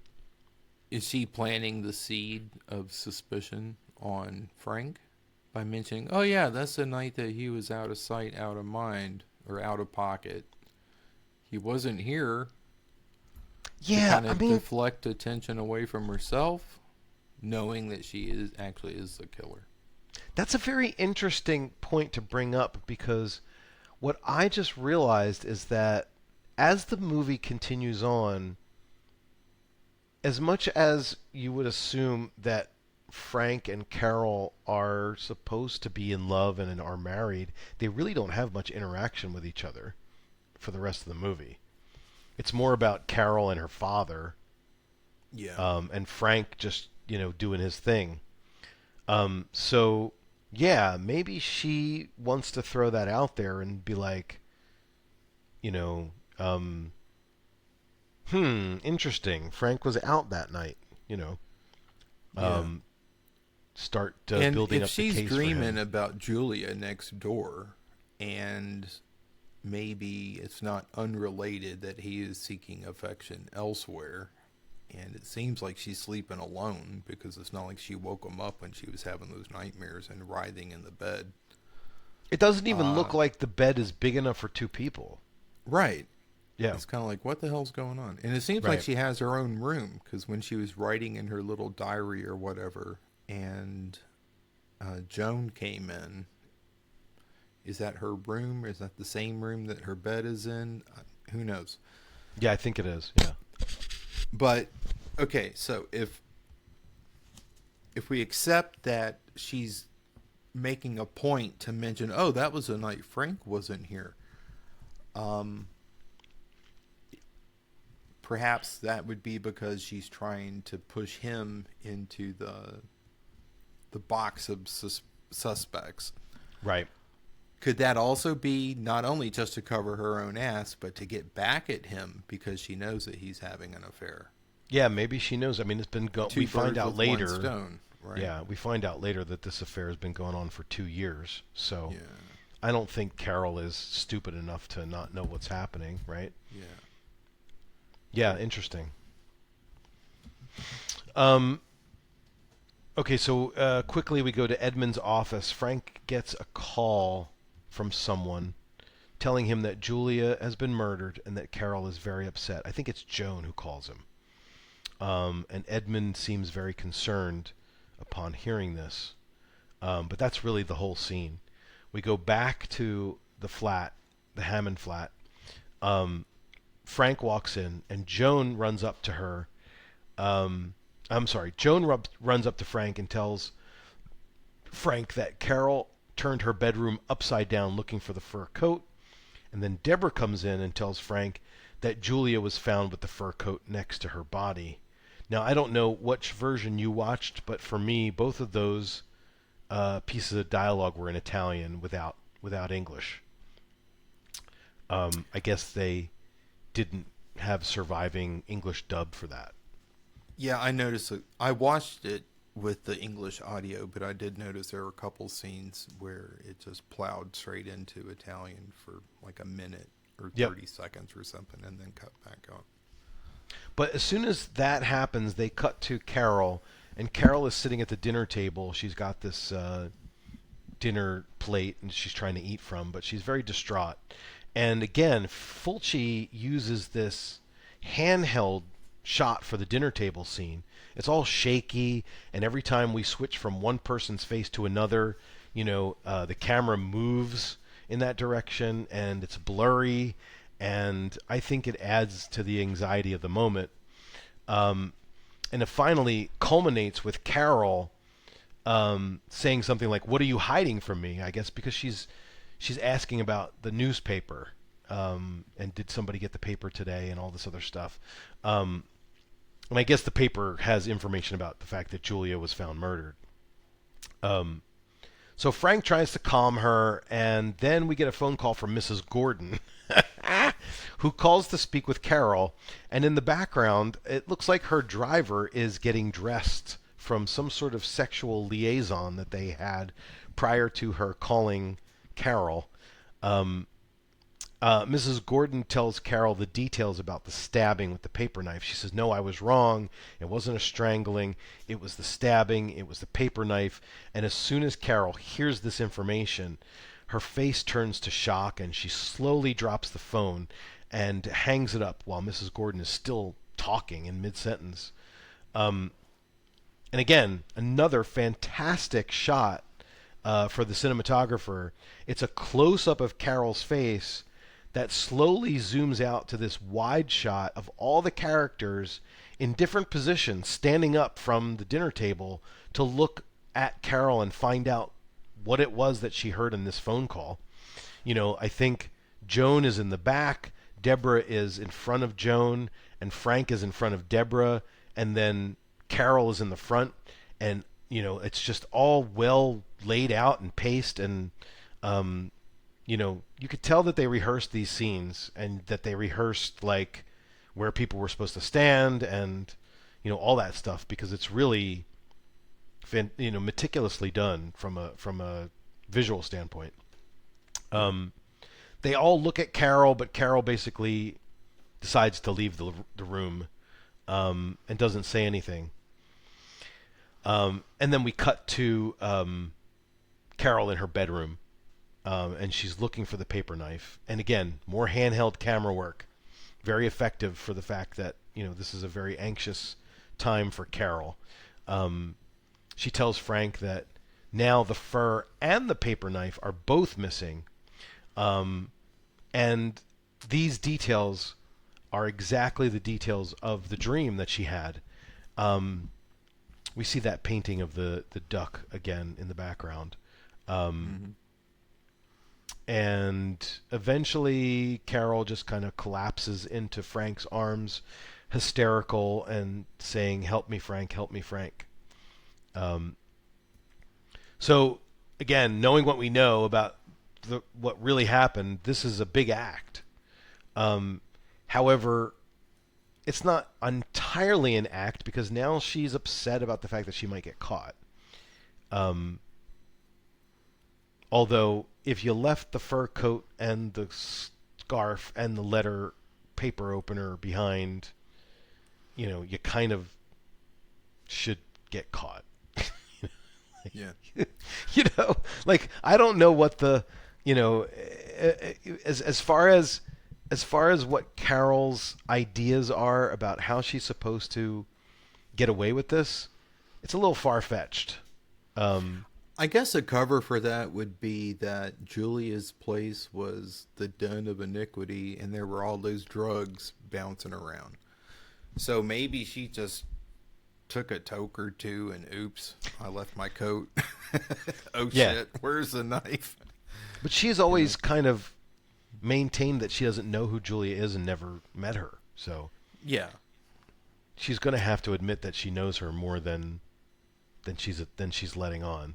Anyway, Carol goes to see the body at this point. Frank goes to the crime scene to see the body. Carol is back in her flat, but the anxiety and the paranoia are too much to bear, so she leaves. Frank is looking at the crime scene, the boots, the bloody paper knife, the bloody fur coat. Corvin is doing his whistling as he usually does. He asks Frank if the fur coat looks familiar, and Frank lies and says no. Brandon announces that Carol has arrived. And Carol walks in, even though Frank kind of rushes out to, stop her from coming in. Carol walks in and looks at the crime scene. We see Julia laying down. She's almost dead, but it seems like the flash bulbs make her eyelids twitch. I don't know if you noticed that. I thought she full out blinked at one point, didn't she? She pretty much It's like did. really? It's like a split second cut. Yep. It's very quick, and you wouldn't have noticed it. I think the 4K or Blu-ray resolution kind of amplifies it too. Mm-hmm. Because again, like I said, you're seeing some of these actors that have so much makeup on. Like Jean Sorel has a lot of makeup on, and the hippie chick with the curly hair, she has a lot of makeup on. Yeah. Oh, and also Mendoza, I think his name is, the guy who plays... I don't know if his name is Mendoza. I think I may have just made that up. Hang on. What the hell is the guy's name?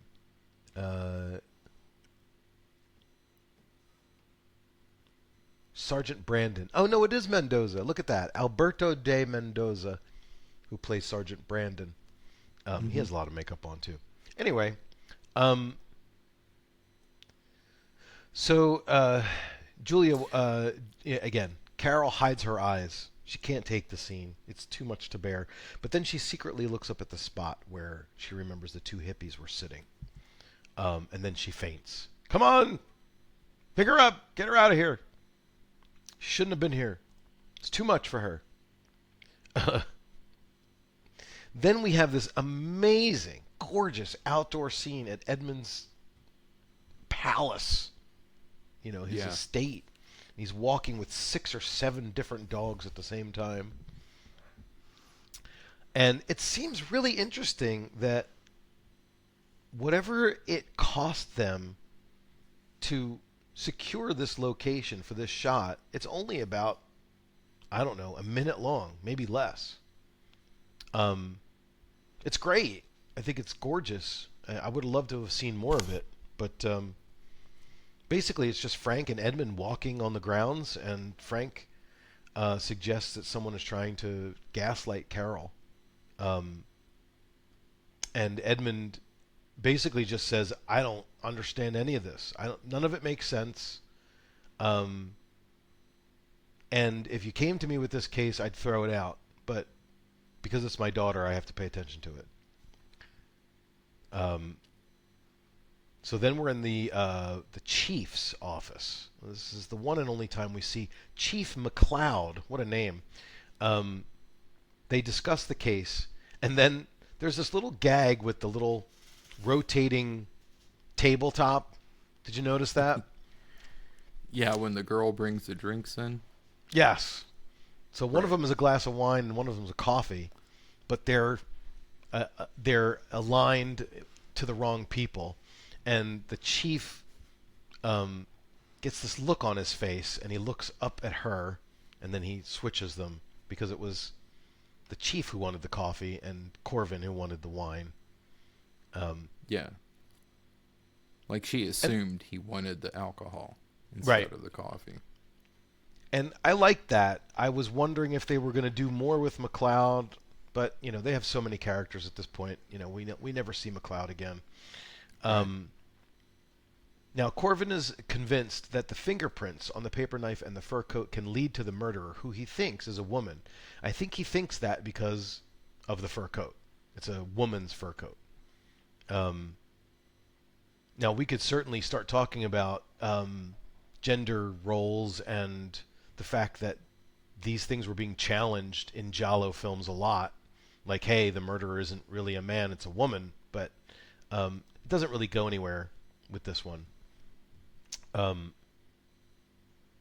But I think that the chief is doubtful of what Corvin is thinking. And I think that even though he doesn't say it, the chief is worried that Corvin is going to go down a road where he implicates Carol as a suspect, and I don't think that the chief wants to be pissing off Edmund Brighton for whatever reason. Again, I don't know what the relationship is between all of these political figures and people high up in the hierarchy of the police and the law and the courts and stuff, but apparently Edmund's a big deal.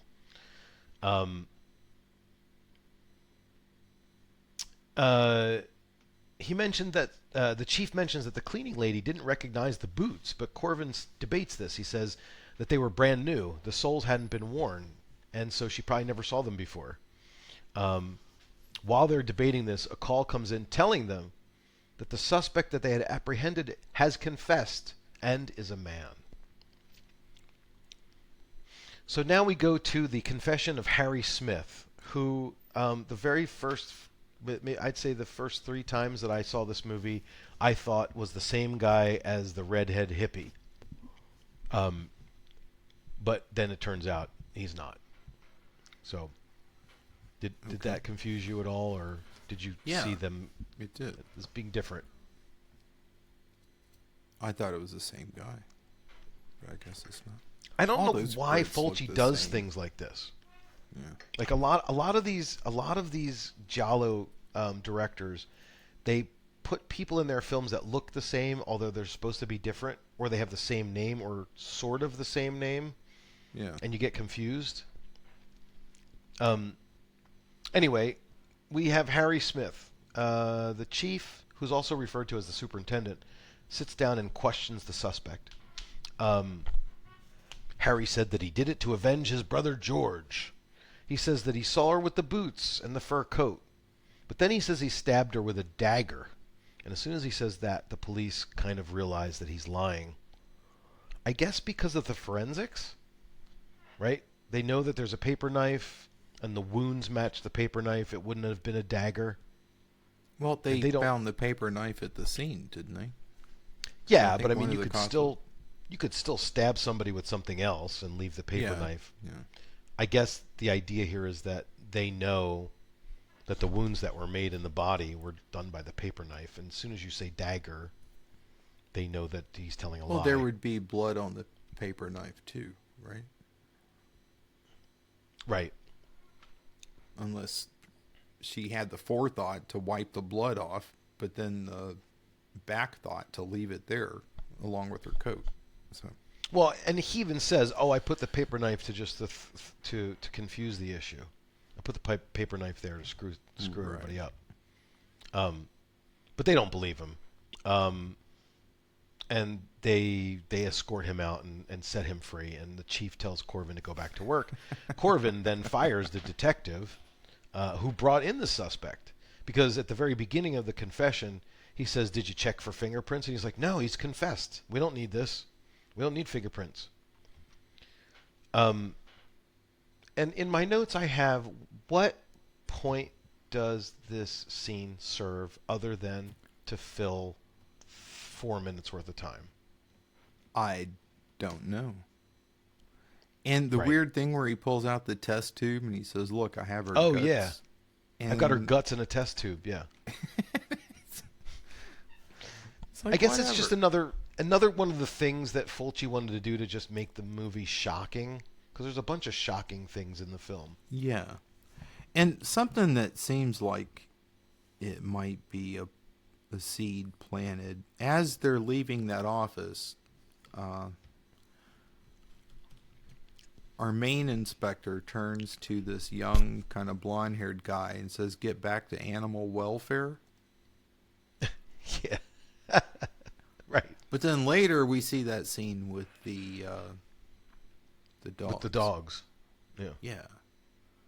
So that could have been a little subplot they could have taken a couple minutes fleshing out instead of... But see, I think that when he says something about animal welfare, I think that's in the subtitles, and what he says somewhere else is different. I don't know.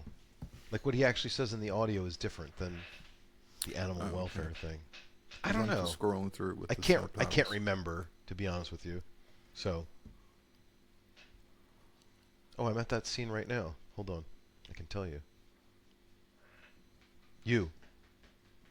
Oh, he says, Get "Tu back to ritorni animal alla welfare." polizia veterinaria," which is go back to the veterinary police, which I guess would translate to animal welfare. So he says it, funny. the audio switches back to the Italian. Like we mentioned, it happens a couple times. Yeah, not in the version I have. I'll tell you what he says instead. Oh, wait, no, I had it set on the Italian. Duh. Too many options, people. We're Yeah. trying to do a podcast. He says you will enjoy working in the archives. That's what he says. But this certainly isn't important, but it is interesting that if you go and you watch this and you watch his lips,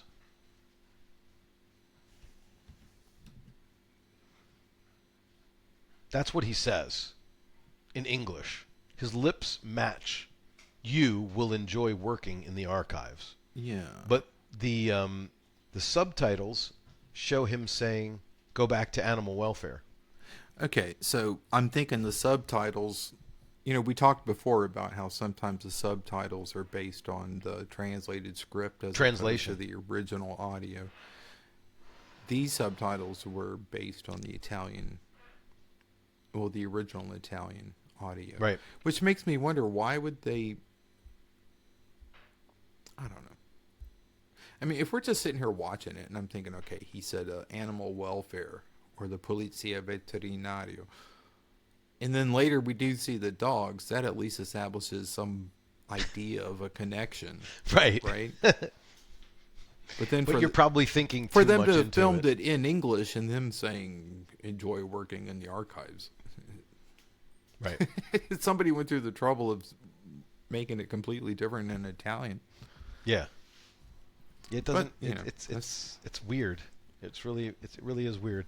I think it's like we said, it's the difference between what they consider not subtitles but captions, right? Right. So captions are exactly what you're hearing in print, and subtitles are the translation from the other language. I think. Yeah. But you would think there'd be more correlation between the subtitle translation and the dub translation, if Right. But who knows? It looks like parts of this weren't dubbed at all because his mouth movements exactly look like they were saying, "Have fun going back to the archives," or Yeah. whatever. Right. Anyway, that's part of the fun of the whole genre, really. Oh yeah, absolutely. That's why I love this so much, because it's the answer. You'll never get the answer. You could just sit and Right. think about why did they do this over and over again for the rest of your life. So next scene is a pretty important scene. Carol and Joan are out shopping. Carol sees the two hippies from her dream in the street and can't believe her eyes. At least she's acting like she can't believe her eyes. Or maybe she can't believe her eyes. We don't know. One of the two. Carol leaves the store to follow them, and Joan follows her. Carol claims that she thinks she's going mad because these are the two people that she saw from her dream. So they decide to follow the hippies to this wherever bombed out theater where I guess they've created some sort of commune. And Joan decides to go talk to them while Carol waits in the wings. We don't hear what they say, Joan and the two hippies. We just see them stand up and say hello to her. And it's kind of as if they recognize her and they know her from somewhere previous.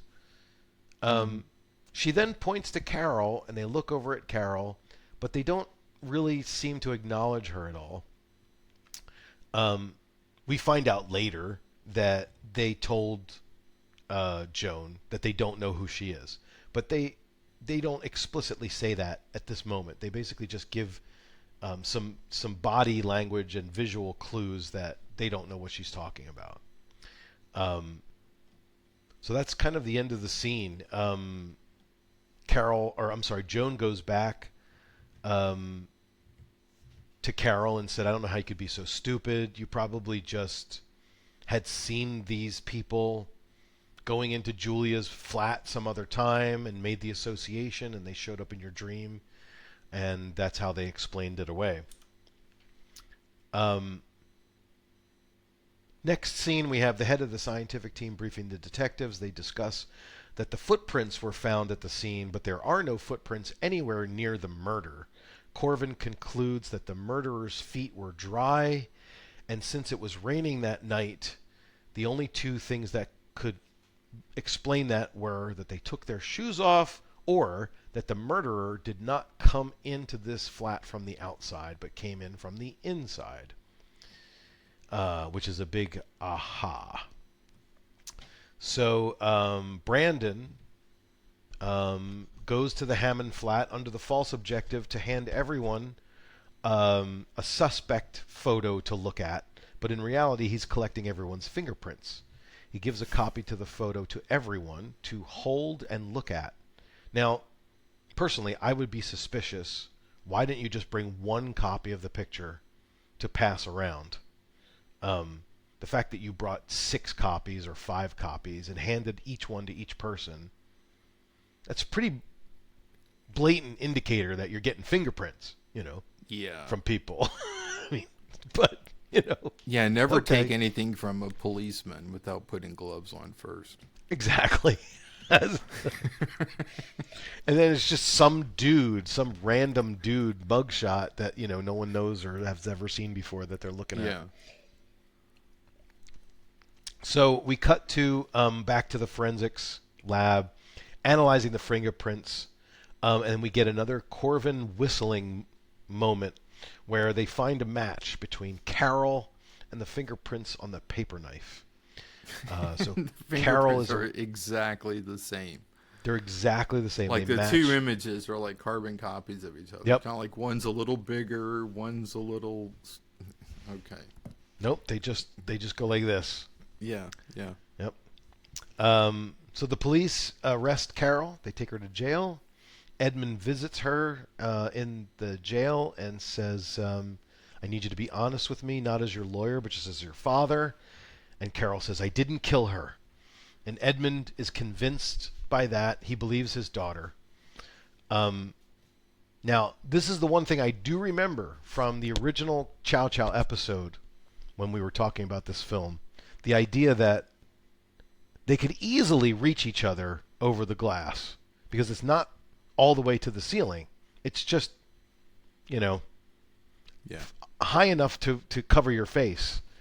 And as soon as Carol says, I didn't kill her, they both stand up and they're able to touch each other over the glass. I remember Matt making a big deal out of that, about how stupid that was. Yeah, and the cops don't yell at him or anything. Or the guards. Right. Well, it's Edmund. They're not going to yell at Edmund. Oh, right, yeah. So why bother? Right. So Carol gets bailed out. I guess Edmund has some influence over her, but I think Corvin mentions that the bail is pretty high. Corvin and Brandon discuss the fact that even though they have all this evidence, they don't have any motive. And then I think Brandon mentions that, did you know Carol has been in analysis and that her lawyers could use this to prove an insanity case if she really did do it. So now that is the thing we're going to follow for a little while. The idea that Carol did kill Julia. However, she did it in a state of temporary insanity. And the reason that they can prove temporary insanity is because, by God, she has a therapist. So anybody who has a therapist is clearly insane. At least in 1971, anyway. So in the next scene, we see Dr. Kerr. Now, he's meeting with Frank and Edmund. He's not meeting with the cops. Dr. Kerr presents the evidence that Carol did actually kill Julia, but because of her psychological state was completely unconscious when it happened. Frank mentions that there was a similar case. I forget what the name of it. They mention it a couple of times. A similar case where the defendant was acquitted because of this particular fact of the psychosis or the insanity plea. But Edmund says, well, what about the two hippies? They could very much be real. And if that's the case, why haven't they come forward? Which is a good question. They cut to two cars parked in front of that same house that we saw in an earlier scene where Frank showed up and started getting it on with some unidentified woman.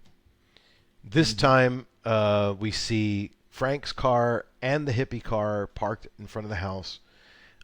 We then cut to Frank laying in bed, gets out a cigarette, and he says, "Would you give me a light, dear?" And then the person who brings him the light is dun dun dun, Deborah, Who's his secretary? who's his secretary. And I don't know if you noticed this, but I got a sense that even though they're having an affair, they seem to be very concerned about Carol and her state of mind and her, the fact that she's suffering and that she's at this psychiatric clinic and she's, kind of obsessing over the fact that they're going to try this insanity plea. I thought that was interesting because usually when there's an affair going on, the two people that are having the affair are plotting specifically against Carol. Yeah, to or get rid plotting of the other to one. get rid of her, put her in jail or whatever. And it doesn't sound like that's what they want to do. It sounds like, hey, this is just the relationship that Frank has in addition to his wife, but that he still cares for his wife. I don't know. And that Deborah does. And Deborah has some big hair. And it's probably a wig, but it's big. Big freaking hair. Yep. They talk about Carol staying at the psychiatric ward while she waits for trial, and that Carol knows about the precedent-setting case that they're trying to use as evidence to get her off because she used to work in Edmund's firm while she was still in school. Right. After all of that discussion, they decide to get it on. And they make, I wrote here, they make love with no music. It's just Boring. silent, boring, like sucking sounds and stuff. But best part of the scene is the camera pans over to the right, to the window, to show that someone is taking photos of them.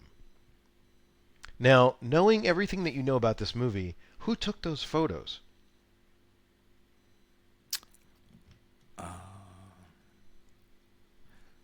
Well, let's see. Edmund already suspected, or wondered at least, if Frank was Frank having was an affair. was cheating, right? So maybe he hired a detective? Yeah, Or, yeah. I think you're right. That or makes the most sense. maybe if Carol is out and about and trying to cover her ass and No, point... she's in the psychiatric ward right now. Right, okay. Huh. But I don't think it was Edmund himself because he gets the photos delivered to him eventually. Yeah, he wouldn't do it himself. He wouldn't do that legwork anyway. He's too high up. I mean, he's already put all his dogs in the pawn shop to bail her out of prison. But I'm just trying to think if there was anybody else. I mean, it could have been the redhead hippie, because as we find out at the end of the movie, there's all this kind of stuff going on with them. But Okay. I don't think he's smart enough. I think he's on too many drugs. Yeah, make he's that probably happen. got better stuff to do. Yeah. But, well, not better, but just more his speed, you know? Yep. I don't know. I never thought about it. But I think what you've come up with is correct. Edmund probably suspected that Frank was up to something and hired a detective. That makes the most sense. He probably thinks Frank is trying to frame Carol.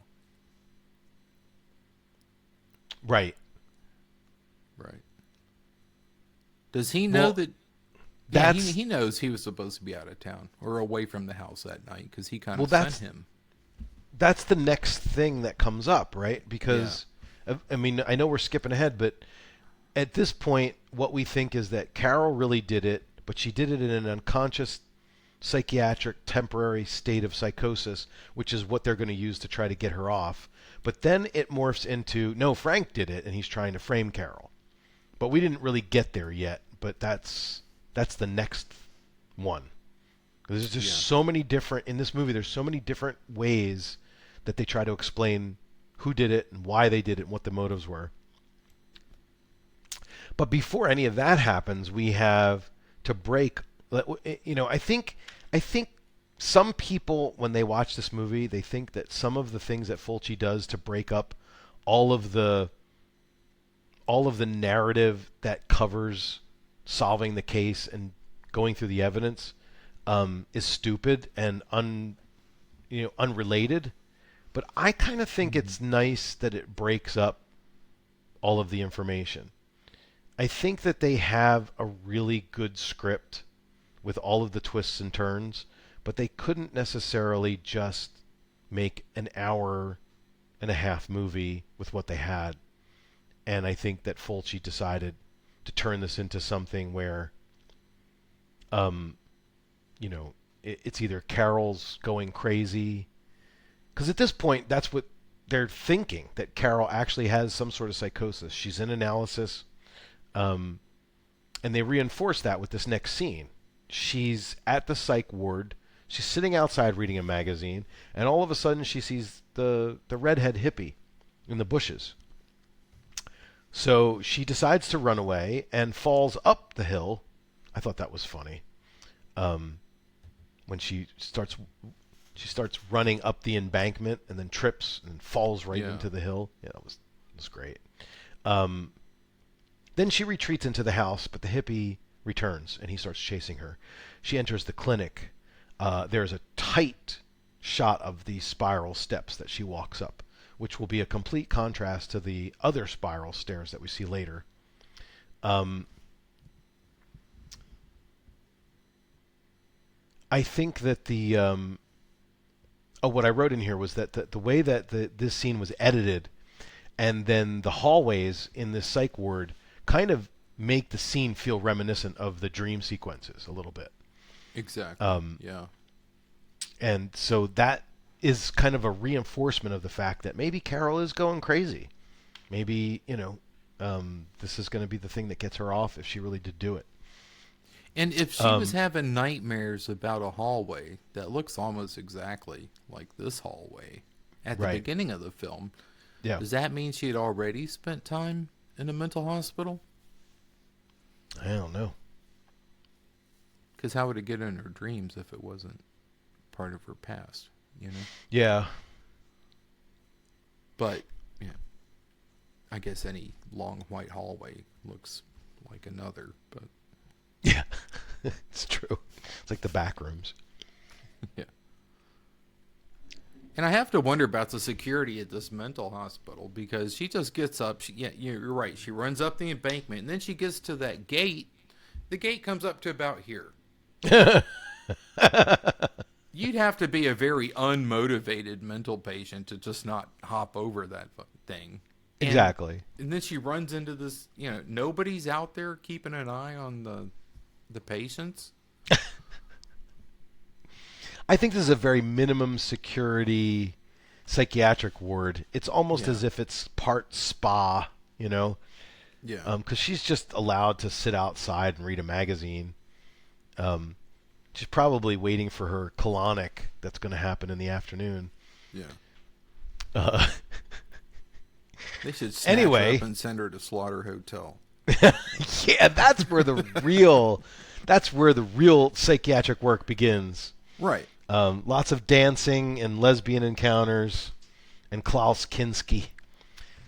Yeah. And this is a mental hospital that cuts animals open. Right. For whatever reason. We don't know. Okay, footsteps approach as the background music starts. Tension starts to build. Carol looks for a way out. She sees behind a curtain hands holding scissors and gets very scared, but it turns out that it's just an orderly who's putting some stuff together on a rolling cart.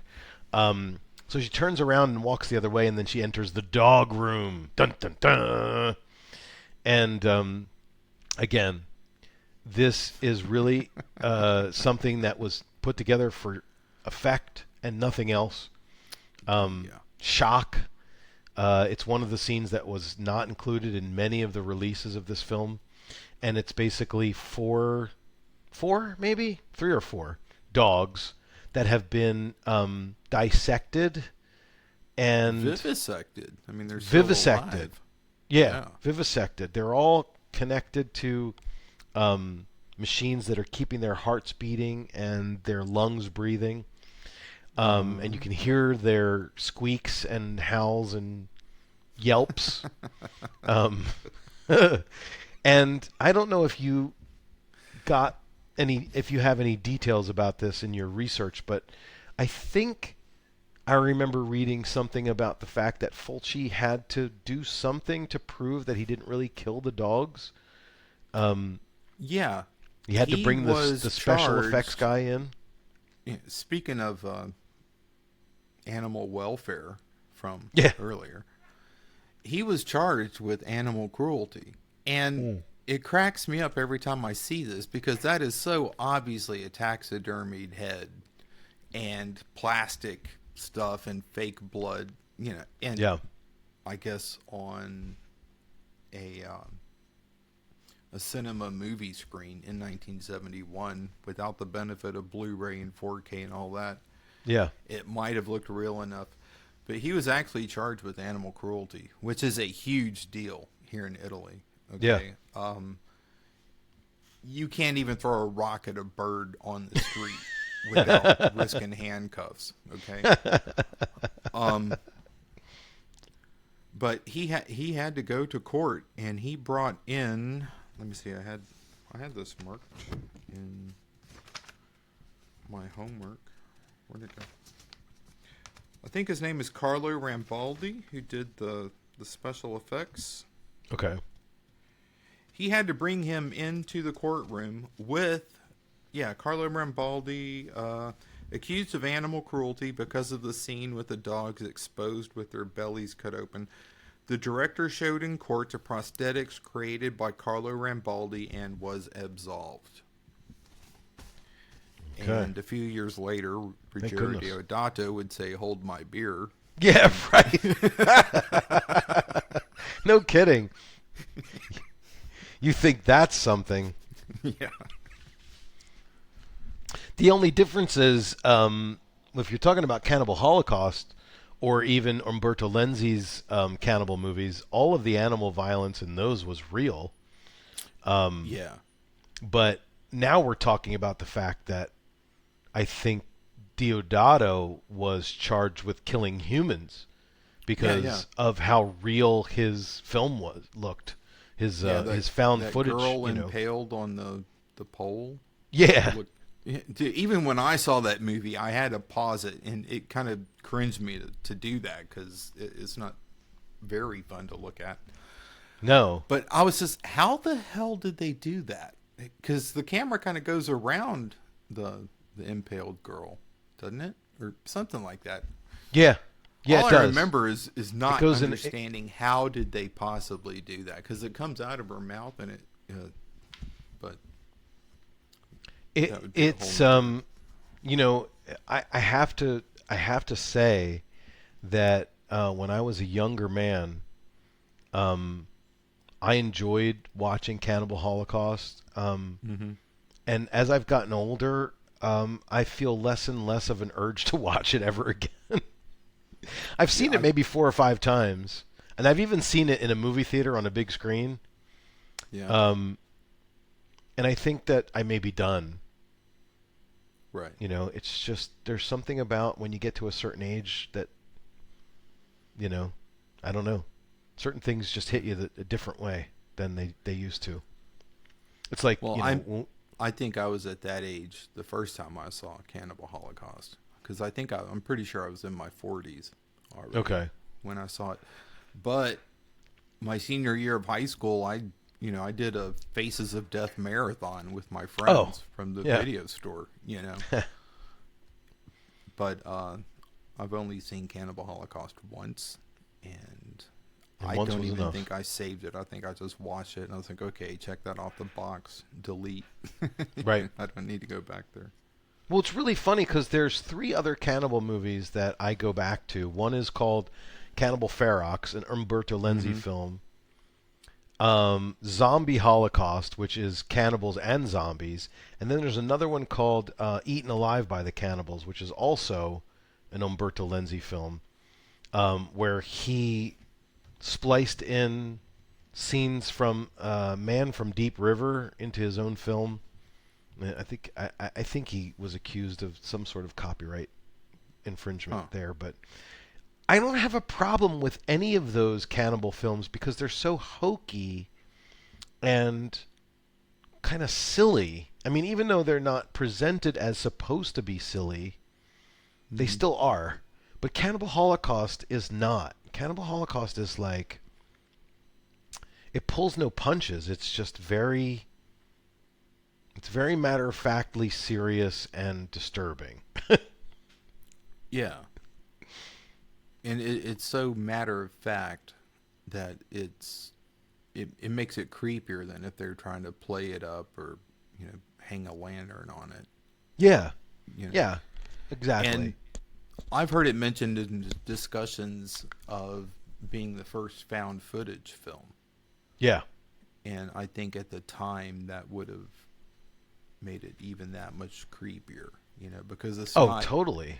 You're not looking at it like it was shot to be a film. You're looking at it like, oh, okay, this is, they found some footage. Found footage. Well, that's how I remember they marketed it too when it was in the movie theaters. Yeah. It was like, hey, these people went on a location in the Amazon and disappeared, and we found their footage, and here it is. Mm-hmm. Anyway, Okay. back to the lizard. Let's see. Oh, we were talking about the dogs. Okay, so we're in the dog room. She faints after she sees this, as you would. I would. She wakes up in hospital bed. Frank is there. And we were talking earlier about how we don't really see her and Frank together too much, but this is a scene where we do. And we see the doctor, and he apologizes for the fact that room was open, but he also says it would be nice if Mrs. Hammond wouldn't be so curious next time. Carol says, And look, it sign wasn't this my fault. NDA. What's that? And sign this NDA while you're Yeah, right. Carol says, but no, it wasn't me being curious. There was a hippie, and he was chasing me. But everybody's trying to convince her that she was just hallucinating. And the evidence that she was hallucinating is that it's the guy from her dream. So, Carol can't have it both ways. If this is all about her dream, then the guy that was in her dream really isn't real, or is probably somebody, if he is real, it's somebody that he met, that she saw in passing. So he can't be chasing her, So that kind of puts a chink in the armor a little bit, like the fact that this person really does exist and Carol believes he exists, means that maybe things aren't exactly what they seem as far as her recounting of the events. Next scene, we have Edmund who confronts Frank. The photos of Frank and Deborah are sent to Edmund. Frank confesses that he has been with Deborah for 2 years. Edmund revisits the phone call that he got before the murder. He talks in hypotheticals and provides a theory that Julia knew about Frank and Deborah and was blackmailing Frank. So Frank kills Julia and frames Carol for the murder so that he can be with Deborah. Frank says, "You must be crazy. What about the dream? How could Carol have known about all these details?" And then Edmund says, "Did you know that Carol kept a written log of her dreams?" So Frank basically could have read that written log ahead of time and recreated it in order to frame Carol. One of the things that I have a problem with this movie is I still don't really understand if the dream happened first or if the murder happened first. And I don't know if it really matters that much, but depending on which one of these theories you go with before you know the real truth at the end, it's like, okay, Carol had the dream that she killed Julia. She wrote it down. Frank read the dream journal, recreated the murder after the fact. Meanwhile, on the other hand, Carol had the dream that she killed Julia, but it wasn't really a dream. It really happened. But she only she only thinks that it's a dream because she was insane at the moment. So, well, don't forget the drug factor. I mean, if she went in there and dropped a bunch of acid or something, and not that that's exactly how stuff like that works, or so I've heard. But no, right? I mean, they make acid out to be a lot more ridiculous than it is in real life. But I mean, that in 71, one cop that was talking about all the drugs they found in the apartment, it's a syringe with like a quart of liquid in it. He's like, "Oh, that's heroin." Yeah, you take that, you'll be running like a freight train. Yeah. Not with heroin, you won't. You'll be mashed potatoes in the corner for a week, Yeah. But well, I think back then people really, the people that did drugs knew what they did to you, but everybody else just kind of had this idea of what it was like. And acid in 71, I don't know if it had been made illegal yet. I think it was. I think it had been. Yeah. When the hippies started experimenting with LSD in 65 and 66, it wasn't illegal. Right. And people just started hearing stories about people freaking out and stuff, and they kind of came to their own conclusions. It was just like reefer madness, the whole thing about, exactly how weed can drive you crazy and that whole thing. Mm-hmm. Well, my point with all this is maybe all of what we took to be as dream sequences were just her POV as she's under the influence. Right. Well, okay, that's contradicted by the way we see her waking up, writhing and moaning in bed. Yeah. After the first sex scene. So, I don't know. Al, can you move your mic a little closer? It's the volume's starting to get a little low. Okay. Mic checker. Okay, so we're back to the crime scene again. Frank and Edmund meet with Corvin and Brandon at the crime scene. Edmund is trying to establish that Frank, knowing the details of the dream, came to Julia's flat from the inside, carrying the fur coat and the paper knife, as well as the brand new boots, to put on the body, because that's what Carol dreamt. Um, oh, and this is the first time, if you're paying attention, that Corvin starts whistling, and Morricone accompanies the whistling with the soundtrack. Um, but I think it's the only time it happens. Of course, Frank protests that Carol couldn't have written down all of those details, and then Edmund says, well, maybe, Frank, you wrote them down yourself. So now Edmund throws another monkey wrench into the theory, which is that instead of using Carol's dream log to recreate the murder, Frank writes the dream log himself to match what he did and passes it off as Carol's dream log. They don't really settle on that for very long, though. So, it just, I think that if this movie suffers from anything, it's the fact that they try to just introduce so many different motives and theories, and how could this have happened this way versus that way, that if you're not paying close attention, you just start to go, I can't follow this anymore. I have the luxury of having watched it 10 times, so I can pay attention.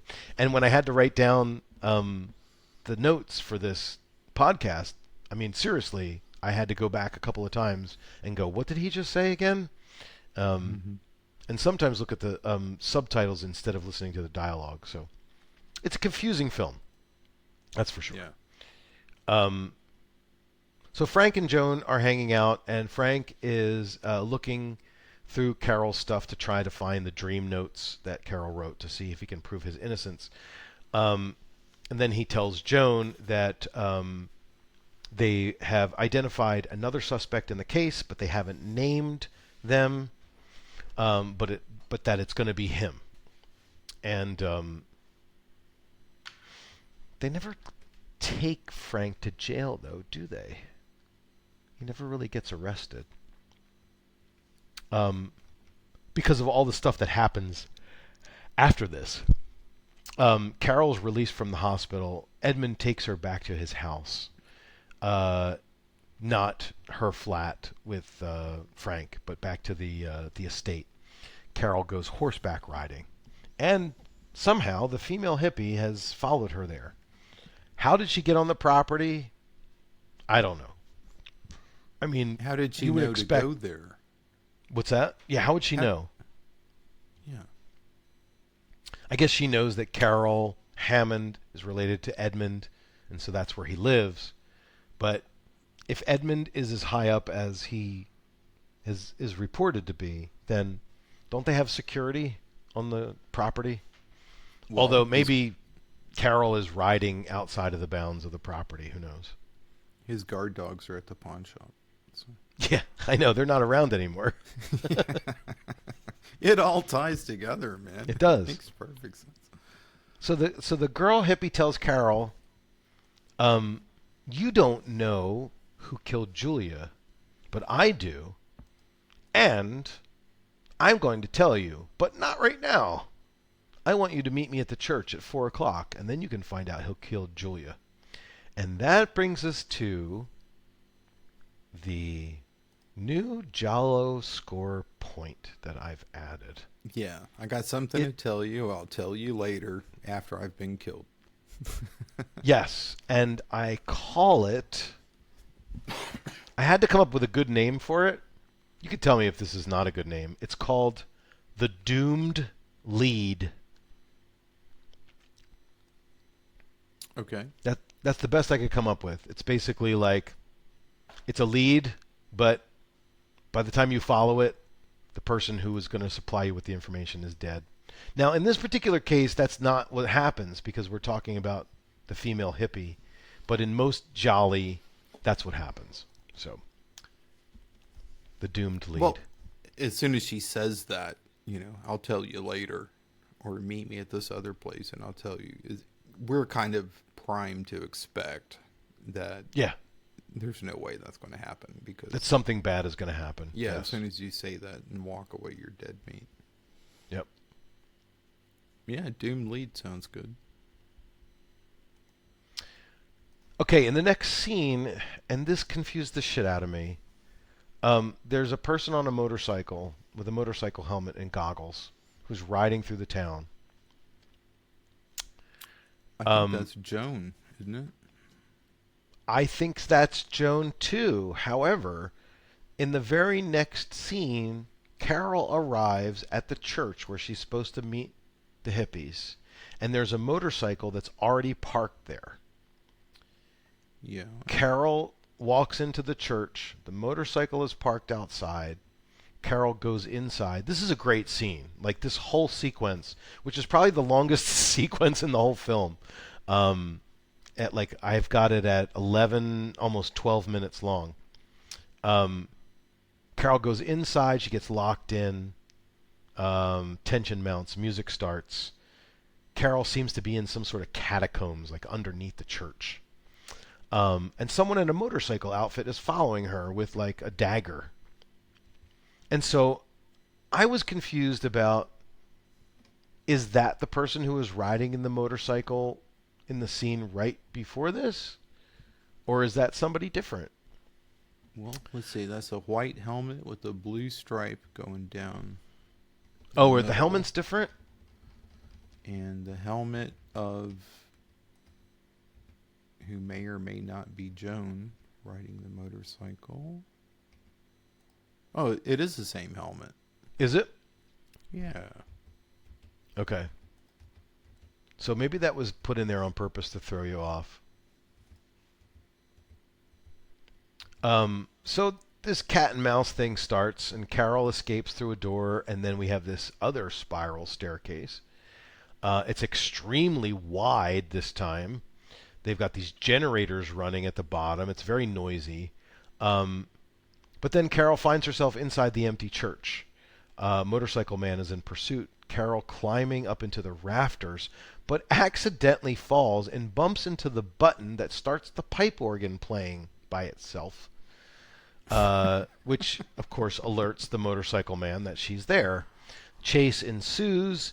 Carol locks herself into a dark room. She can't see what's going on, but all of a sudden she's attacked by bats. Hearing all of the bat noises, the motorcycle man tries to break down the door. Carol decides to build a makeshift ladder out of a bunch of boxes to get to the window. Suspiria, hello. Well, this thing with the bats attacking her, yeah, could be seen as the second nod to Hitchcock. The birds. The birds, right? Yeah. But yeah, there is a scene in Suspiria where the one woman who eventually falls into the room filled with barbed wire, Right. In order to get through that window, she has to build a ladder full of suitcases, just like this. So I wonder if Dario saw this and said, hey, I want to do that again. But as she's finally getting to the point where she escapes and gets through the window, Motorcycle Man comes in and stabs her in the leg.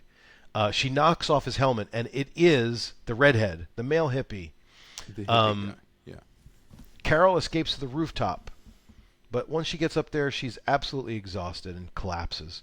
Male hippie comes out. He's got his dagger and attempts to stab her. He is stopped by a man with a gun on another part of the roof. And he says, put the dagger down or I'll put another bullet between your eyes, or whatever he says. The cops arrive, but somehow the redhead gets back to his motorcycle and escapes before the cops can get him. And that is the end of that scene. Now, one of the things that does get resolved for me eventually, but at this point I'm going, why is the the redhead trying to kill Carol? Like, what's the motive? Why is he pursuing her? Did they just want to get money out of her? Or is there something else going on? I don't know. And at this point, we don't know, but we do find out later. Yeah. So, my question is, why didn't the guy on the other roof with the rifle shoot him in the leg or something to keep him from running away? good point. Well, he might not have wanted to get, collateral damage by accidentally hitting Carol, who was right there. Okay. So he just shot a shot up in the air to get the hippie to stop what he was doing.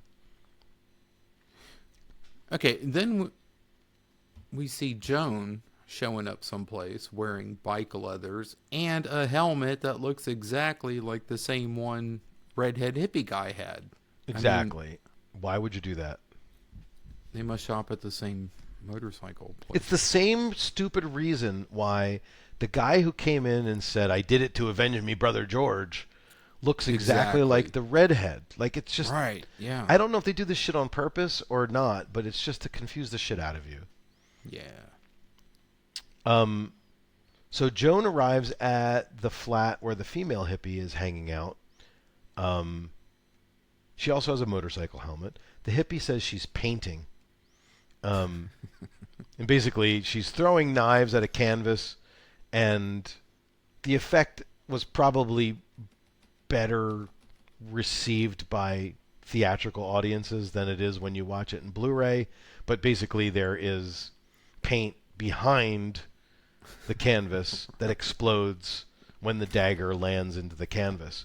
What they really wanted you to think was that the paint that was on the dagger just spills out, and that's how she's doing this painting thing. Yeah. But it's a cool effect, one way or the other. Joan says the redhead told her to meet him there. Then we cut to Edmund, who arrives at the hospital with Corvin and Brandon watching from the car. Corvin tells Brandon to search for the redhead, and that he knows that the redhead has a very good reason for wanting to kill Carol. I still don't know what it is at this point. And says, go and search for every redhead you can find. Brandon makes a joke about, it's great, it's a good thing we're not in Ireland, which I thought was kind of funny. And then we cut right back to the female hippie's flat. Joan gives her money to tell her where the redhead is. Joan calls Frank to tell him that she found out something that will clear him of suspicion, but she can't say over the phone what it is. We have two doomed leads in this movie. Yeah. This one is completely a doomed lead because next scene we see that Joan is found on the side of the road with her throat cut.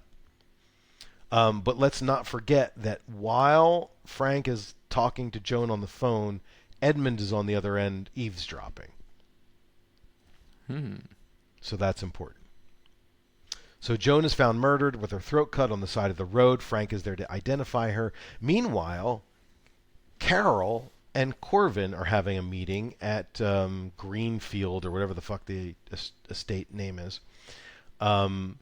They discuss the blackmail phone call that came to Edmund earlier in the movie. And Corvin starts whistling again. And this is the first time in the film where somebody looks at him and says, "Hey, shut up." She doesn't even say anything. She just gives him a look, and he's like, "Oh, I'm sorry," and he stops whistling. So this is something that is glanced over, but is brought back later as a very important detail, which was still hard for me to understand or comprehend. But Corvin says, "Did Frank know about the phone call?" And Carol says, "No." And then Corvin says, "Did your father tell you about it?" And Carol says, "Yes." And after she says yes, we see that Edmund has arrived and kind of interrupts the conversation. And the scene ends. And there really isn't much to make of that discussion right then and there, but it's very important when we get to the end of the film. Meanwhile, they interrogate the redhead, and I don't know what the fuck this dude is talking about.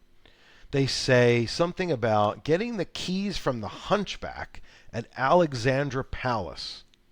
Now, is Alexandra Palace the church where he went to meet Carol? Where he chased her around? Yeah, I don't understand that scene at all. I guess so. He says something like he hates everybody because he's a hunchback. And then he says, get me what I need. Because apparently, if you take LSD, you get withdrawal symptoms. We know that that's not true. But yeah, that scene confused the shit out of me, honestly. And he's foaming at the mouth. Yeah, totally. Maybe not. But if you listen to the English dialogue and compare it to the subtitles, the information is a little bit different. But basically, they say they're saying that the redhead needed to get the keys in order to get into the church. Meanwhile, Carol walked right in.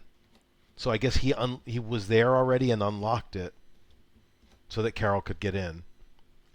Okay. That's the only thing that makes sense. Well, But- she looked at the motorcycle when she got there, didn't she? Yeah, right.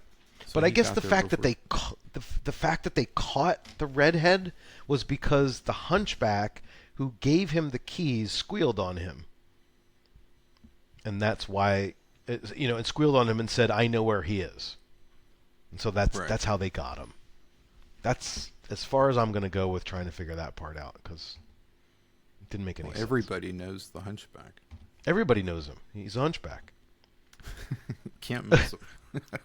So back at Corvin's office, the redhead is charged with killing Joan and attempting to kill Carol. Edmund says, well, what about Julia? But Corvin says, nope, it wasn't the redhead. Corvin says the person who murdered Julia was the one that she was blackmailing. Only it wasn't Frank. Dun, dun, dun. Edmund gets a strange look of knowing on his face and leaves. Corvin arranges another visit to the crime scene and asks that Dr. Kerr be present this time. Once again, back at the crime scene, the redhead is brought there in handcuffs, along with the redhead female, who really isn't, I guess, under any, she's not being charged with any crime. I don't know, of conspiracy maybe. I don't know. The redhead guy, the male hippie, he recounts the scene when Joan and Carol follow the hippies to that commune or whatever. And we get a flashback scene. And this time we see the details. Joan goes to talk to the two hippies and says, do you recognize that person over there? And they say no. And then they go ahead and talk about whether or not they remember that night. How long ago was it? Were you at Julia Jurors? Yes, we were there. But we don't remember anything because we were high on LSD. The redhead then says something about she remembers seeing a lizard in a woman's skin, which is where we get the title of the film. I think they had to crowbar that in, to be honest with you. Yeah. They probably decided to call this thing a lizard in a woman's skin after A Bird with the Crystal Plumage got so much notoriety, and then they had to make a scene where they resolved why they called the movie that, because it was I guess they were... The original title for this film was going to be The Cage. The Cage, okay. And then... The Cage? Yeah, doesn't make a whole lot of sense. Fulci used that title for a kind of erotic thriller that he wrote but did not direct later. Okay. But everything I came across says that because Bird kicked off and everything was kind of flocking towards, no pun intended, flocking towards the animal titles. Yes. That they decided to come up with some sort of animal title. And the first one they came up with was a woman in a serpent skin. Okay. And that got nixed for a lizard in a woman's skin. Okay. So, But now, when did the film get released in America? I don't know. The only release dates I got were for Italy, France, and Spain because they were the countries that co-produced it. Oh, okay.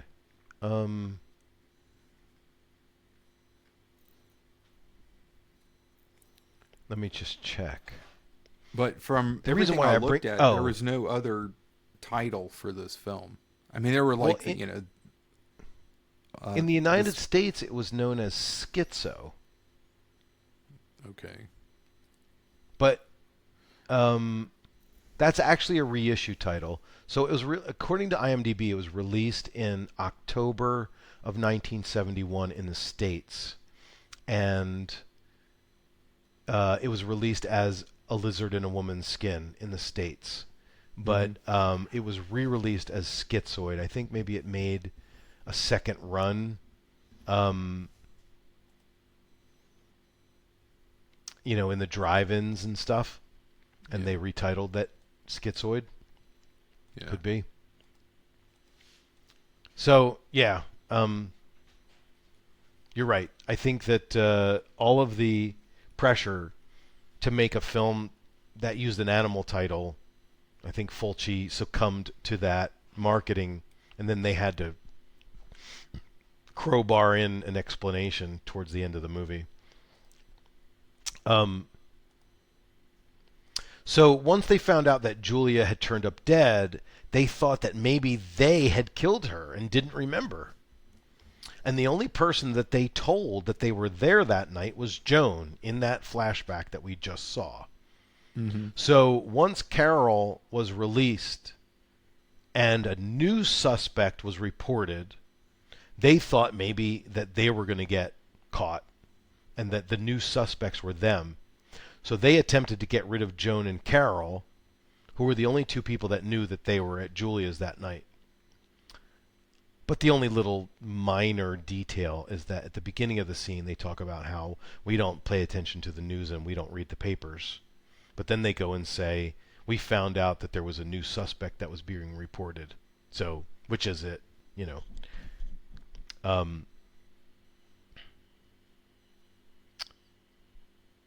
Anyway, Joan, what did I write here? Joan knew that the hippies could prove that Frank didn't do it. Why did I write that?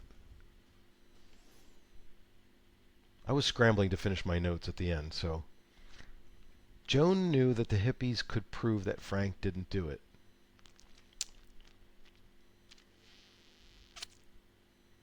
I don't know what that means. I'm sorry. The hippies gave the boots to Julia as a gift. And then I think Frank asks Dr. Kerr, is it possible to lie in analysis? Like, what a stupid question. It's always possible to lie. Yeah, when can't you lie? Even if you put your hand on the Bible in the courtroom, you can still lie. There's no force. You're taking a big chance right there. You might have to dodge a lightning bolt if you're not careful. But yeah, that is a kind of dumb question. Very dumb. I guess, again, the fact that people were very ignorant as to psychotherapy and psychology, the idea was that, the psychotherapist has some sort of magic powers when the person's on their couch. Yeah. and that they can't Anybody lie. who's seen The Sopranos know that you can lie to your therapist. Yeah, exactly. Spoiler alert, the entire show was a lie. Or at least from Tony's perspective. So then they say, well, could there have been someone else in Julia's flat that night? And maybe Carol is covering for them. That's why they asked, why is it possible to lie on the therapist's couch? Before you can answer that, the phone call comes in, and we find out that Edmund has shot himself in the head and committed suicide and left a note that said, I killed Julia Juror. Brandon tells Corvin on the phone that the case is now closed. Dun dun dun. But of course it's not. And we finally come to the last scene of the film. Some time has gone by because Carol is standing over her father's grave. It's not the next day. All of a sudden, Corvin meets her there. And at first, it seems like he's there to just offer his condolences or what have you. They walk and talk. Carol says, I don't know why my father did this. And Corvin says, I think you do.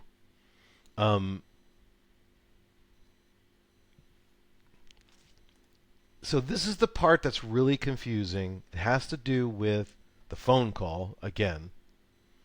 And it has to do with why Corvin knows that it was Carol.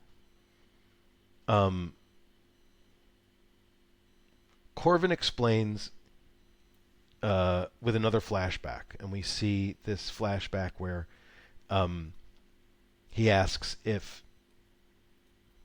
Carol, did your father tell you about the call? And Carol says yes. But Carol also said that she didn't think Frank knew about the phone call, which was a lie because Frank was there when the call came in. So then Corvin says the only person who could have told Carol about the phone call was Julia, nobody else. Or not told Carol about the phone call, but as we eventually see in the flashback, was there when Julia made the phone call. So the news breaks, and the information finally comes out that Carol and Julia were lovers. Carol killed Julia because Julia was blackmailing Carol and not Frank. Once Carol killed Julia, then she saw the hippies, but she didn't know that they were on acid and had no way of being able to identify her. So she invented the dream to tell Dr. Kerr as an alibi for an insanity plea. Then we have a final flashback where Julia is calling Edmund and Carol is in the room. And she says, I have some information on a member of your family. And then Carol goes and hangs up the phone. And that is it. We go back to the present moment. The Jaguar appears that we saw earlier. Corvin puts Carol in the back of the car. The siren is on. The music starts. The car drives away. And the camera pans to the left. And I think that's the Thames, maybe? Maybe, yeah. Could be. And there's a little tour boat going by. And the credits roll. And so the very final revelation about what was all going on about this happens in the last 5 minutes of the film. Yep. And all the different theories and all the different things that were going on that we were thinking about and theorizing, they're all wrong. It was really Carol. She did it the whole time. She was never insane. She did it in cold blood to kill her blackmailer. And that's the film. That's the movie. I like the little touch of when she's standing at the grave and the inspector comes up to talk to her. We see the swans in the water right in front of them. Oh, yeah. Mm-hmm. And then the last shot of the film, it's kind of blurred out because of the lighting. But you see swans also Well, probably the same swans. Yep. Heading towards, like they're going under the bridge as the boat goes by. And again, that ties the whole thing together with the painting and the that dream or nightmare that she had being chased by the giant weird swan from the painting. Yeah.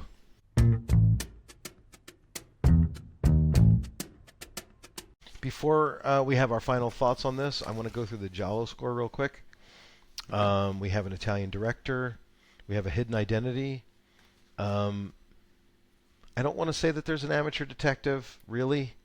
I think at some point Frank is trying to figure out who killed her. But I wouldn't give him the credit for it. The murder is because of blackmail. The actual killer is not killed, either accidentally or purposefully, so they don't get any points for that. The director has more than one film attributed to them as a Giallo.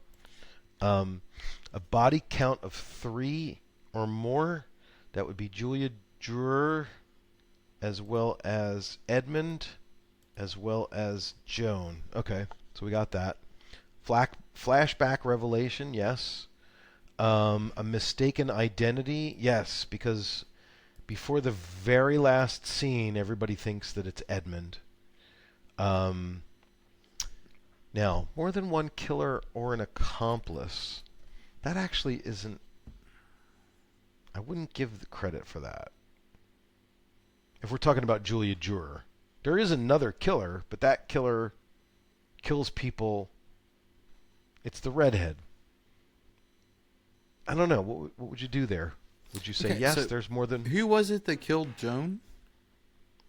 The redhead. The redhead killed Joan. Okay. Yep. And then the redhead tried to kill Carol. And Edmund killed himself. Yep. Does it count as another killer if somebody kills themselves? No, I don't think so. Because that would be 3 killers. I mean, the whole idea of an accomplice, we don't have an accomplice, but the idea of there being more than one killer is that... They're in cahoots. Not even that they're in cahoots, but that the people that are trying to solve the murder think that there's only one killer, and then it turns out that there's 2. It turns out there's more, right. Like Right. in Black Lace. Right, or in Bird or whatever. Right, yeah. Yeah, okay. Okay, so I'm not going to give him credit for that. Morricone, nude scene, suspects 3 or more, urban location, attend funeral, no. Bathtub, no. Sporting event, no. Chase scene, yes. Cheating, yes. Some of these are newer than the last time I scored this. No city map that I ever saw. A comic relief character. You could say that the scientific forensics guy was kind of comic relief, but not really. He just had an odd mannerism.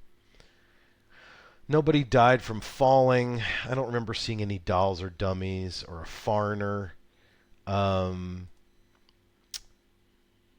Was there gaslighting in this movie? There was a suspicion of gaslighting, but there really wasn't any that I It can was think kind of. of reverse gaslighting. Yeah. She was trying to convince everybody else she was crazy. Right. Right. So maybe you could give her that point. She was gaslighting everybody else. Gay and lesbian. There wasn't any dancing. No hippies dancing. Oh yeah, yes there was. I'm sorry. There was hippies dancing. No really odd clue. Peeping Tom, pathologist, pseudoscience. I guess you could call that fingerprint shit pseudoscience. Oh, fingerprints are real. Yeah, forget it. It's just the way they did it was a little, I don't know, a little cringy. But. So glamour, modeling, photography, arts. Well, knife throwing hippie chick was. Yeah, that's what I was thinking too. Okay. The main character's trying to prove their innocence. Yes, for sure. Psychologist, yes, for sure. Rooftop chase, for sure. Spiral stairs, for sure. Taunting, no. Visual misinterpretation, what does that mean? Somebody sees something and they think they know what they saw, but it turns out it's different than what they saw. Nah, that didn't really happen. And the doomed lead, as we said before. Okay. That's what we got. And let's see what the score is. Lizard in a woman's skin gets a 68. Okay. That makes sense. Yeah. I mean, when you consider that there wasn't that, it really wasn't a classic Argento-style Giallo. Yep.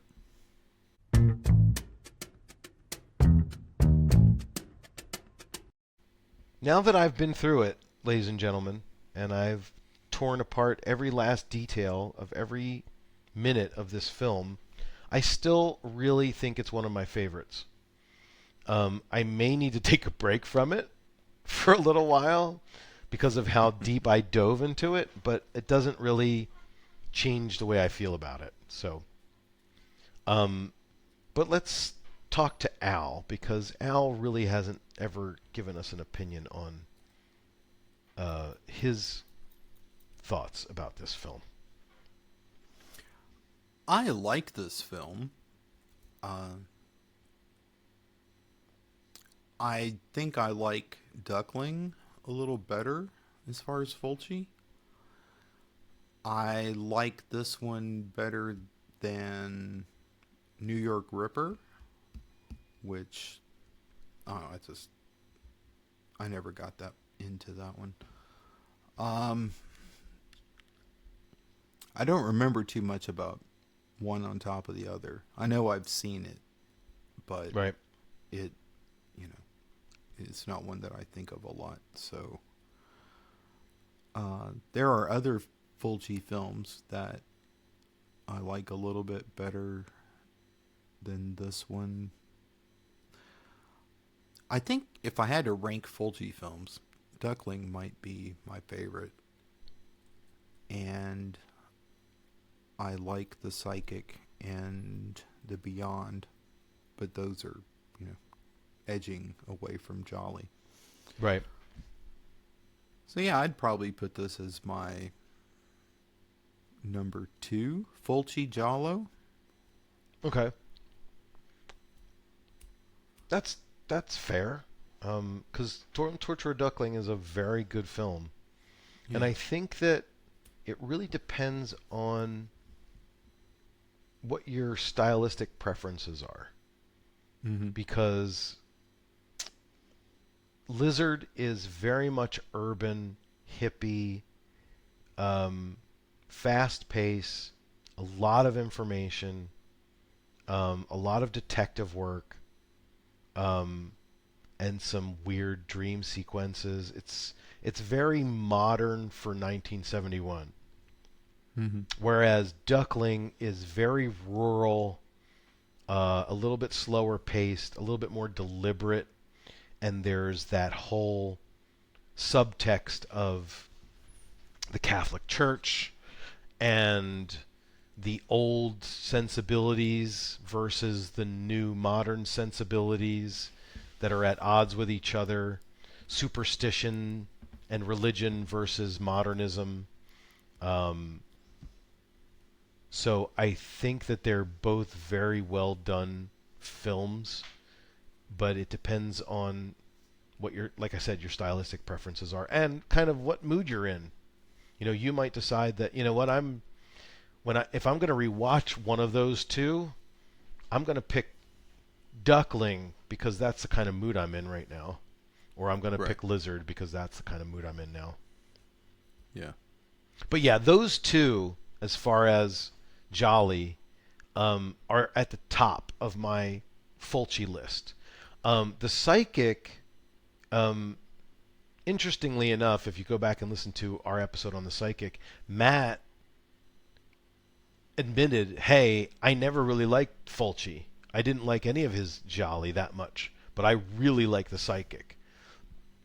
Now, I don't know if Matt is just matured or evolved over the last 12 years or so, and maybe he goes back and watches Duckling, or maybe he goes back and watches Lizard and likes them more than he used to.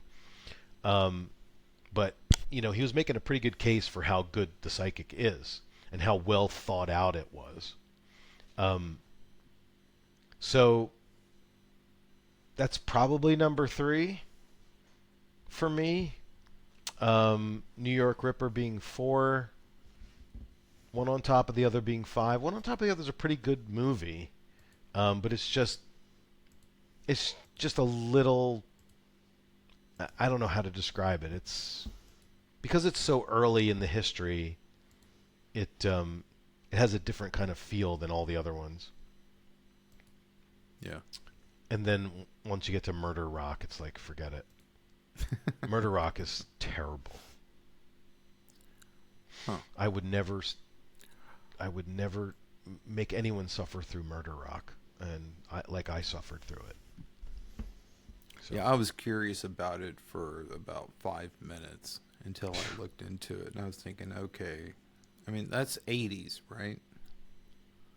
Okay, so that's already like kind of one strike against it, but then it's like, okay, the whole music aspect. It's a Flashdance ripoff. Yeah. Like Flashdance was really popular at the time, and so Fulci made a movie where they had all these dance sequences in it, and it was just like so bad. The movie's so terrible. And here's the thing, what's his name? Keith Emerson did the soundtrack for Murder Rock. He also did the soundtrack for Inferno. Now, the Inferno soundtrack is fantastic. It's epic, as far as I'm concerned. The soundtrack for Murder Rock is absolutely terrible. Wow. So it's kind of weird that he's responsible for both, Yeah. I've also kind of avoided, well, not really avoided, just haven't followed through on watching Phantom of the Paradise, kind of for the same reason, because mixing the music aspect with, it's like, chocolate and peanut butter, right? I mean, I like both of them separately, and I do like peanut butter and chocolate together, but if music is one flavor and murder mystery type horror type stuff is another, I'd prefer to keep those flavors separate. Now, is Phantom of the Paradise a murder mystery? It's it has Paul Williams playing a music star, and I'm pretty sure there's some sort of murder type thing that happens. Let me see. It's It's Brian De Palma, right? Yeah. Which kind of makes me think somebody gets killed in it. I've never seen it. I can tell you that I was at a horror movie film festival that was 24 hours long, and they showed Phantom of the Paradise around 2 o'clock in the morning, and I slept through it. Okay, a disfigured composer sells his soul for the woman he loves so that she will perform his music, but an evil record tycoon betrays him and steals his music to open his rock palace, the Paradise.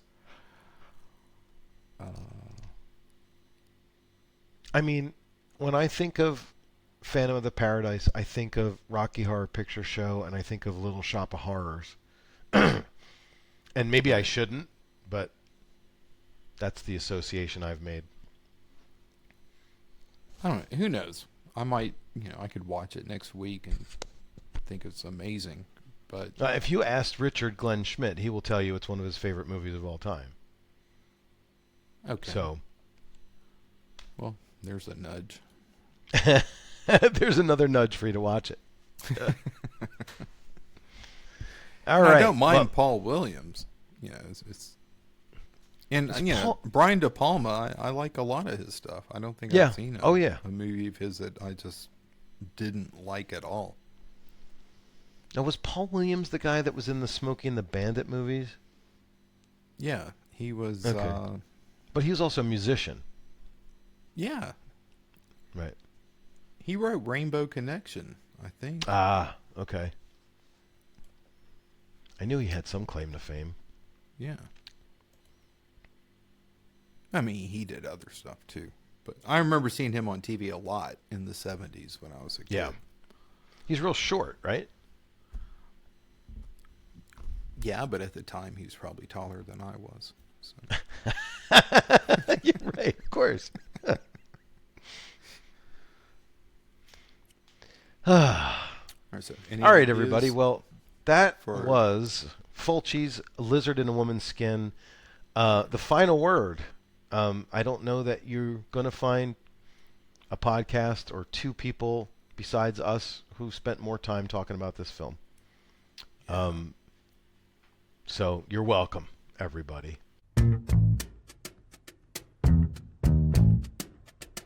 In order to tickle the audience's ass with a feather, let's pick one now instead of saying we don't know. Tune in next time and you'll find out. Let's pick one, and you can pick it because it's your turn. Ooh, all right.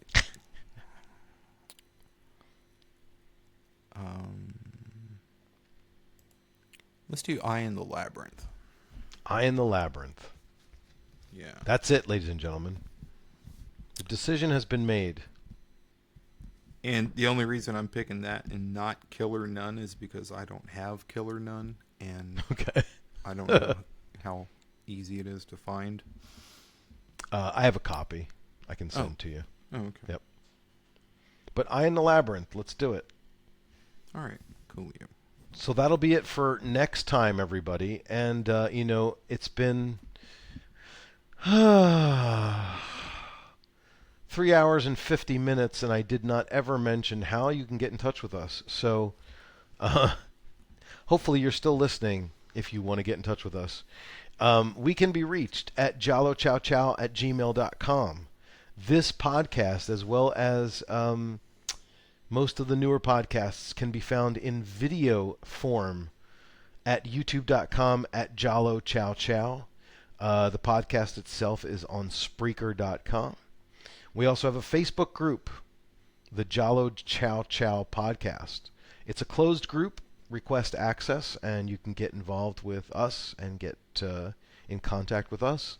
Once again, my website is thegialloscore.com, and there is an updated listing for Lizard in a Woman's Skin that we just got done talking about and discussing. You can see whatever Matt Wall is up to at Matt Wall on YouTube or mattwallart.com, and our good buddy Richard deserves a plug as well. The www.doomedmoviethon.com is his hub. He also is the author of the Giallo Meltdown Volumes 1 and 2, which you can find on Amazon or other book resellers. What's Richard's podcast called? Oh, Hello, This is the Doomed Show is Richard's show. And I think they're approaching their 300th episode, if they haven't done it already. So go check that out. I think they have done it already. Did it? Okay. Yeah. Very good. All right.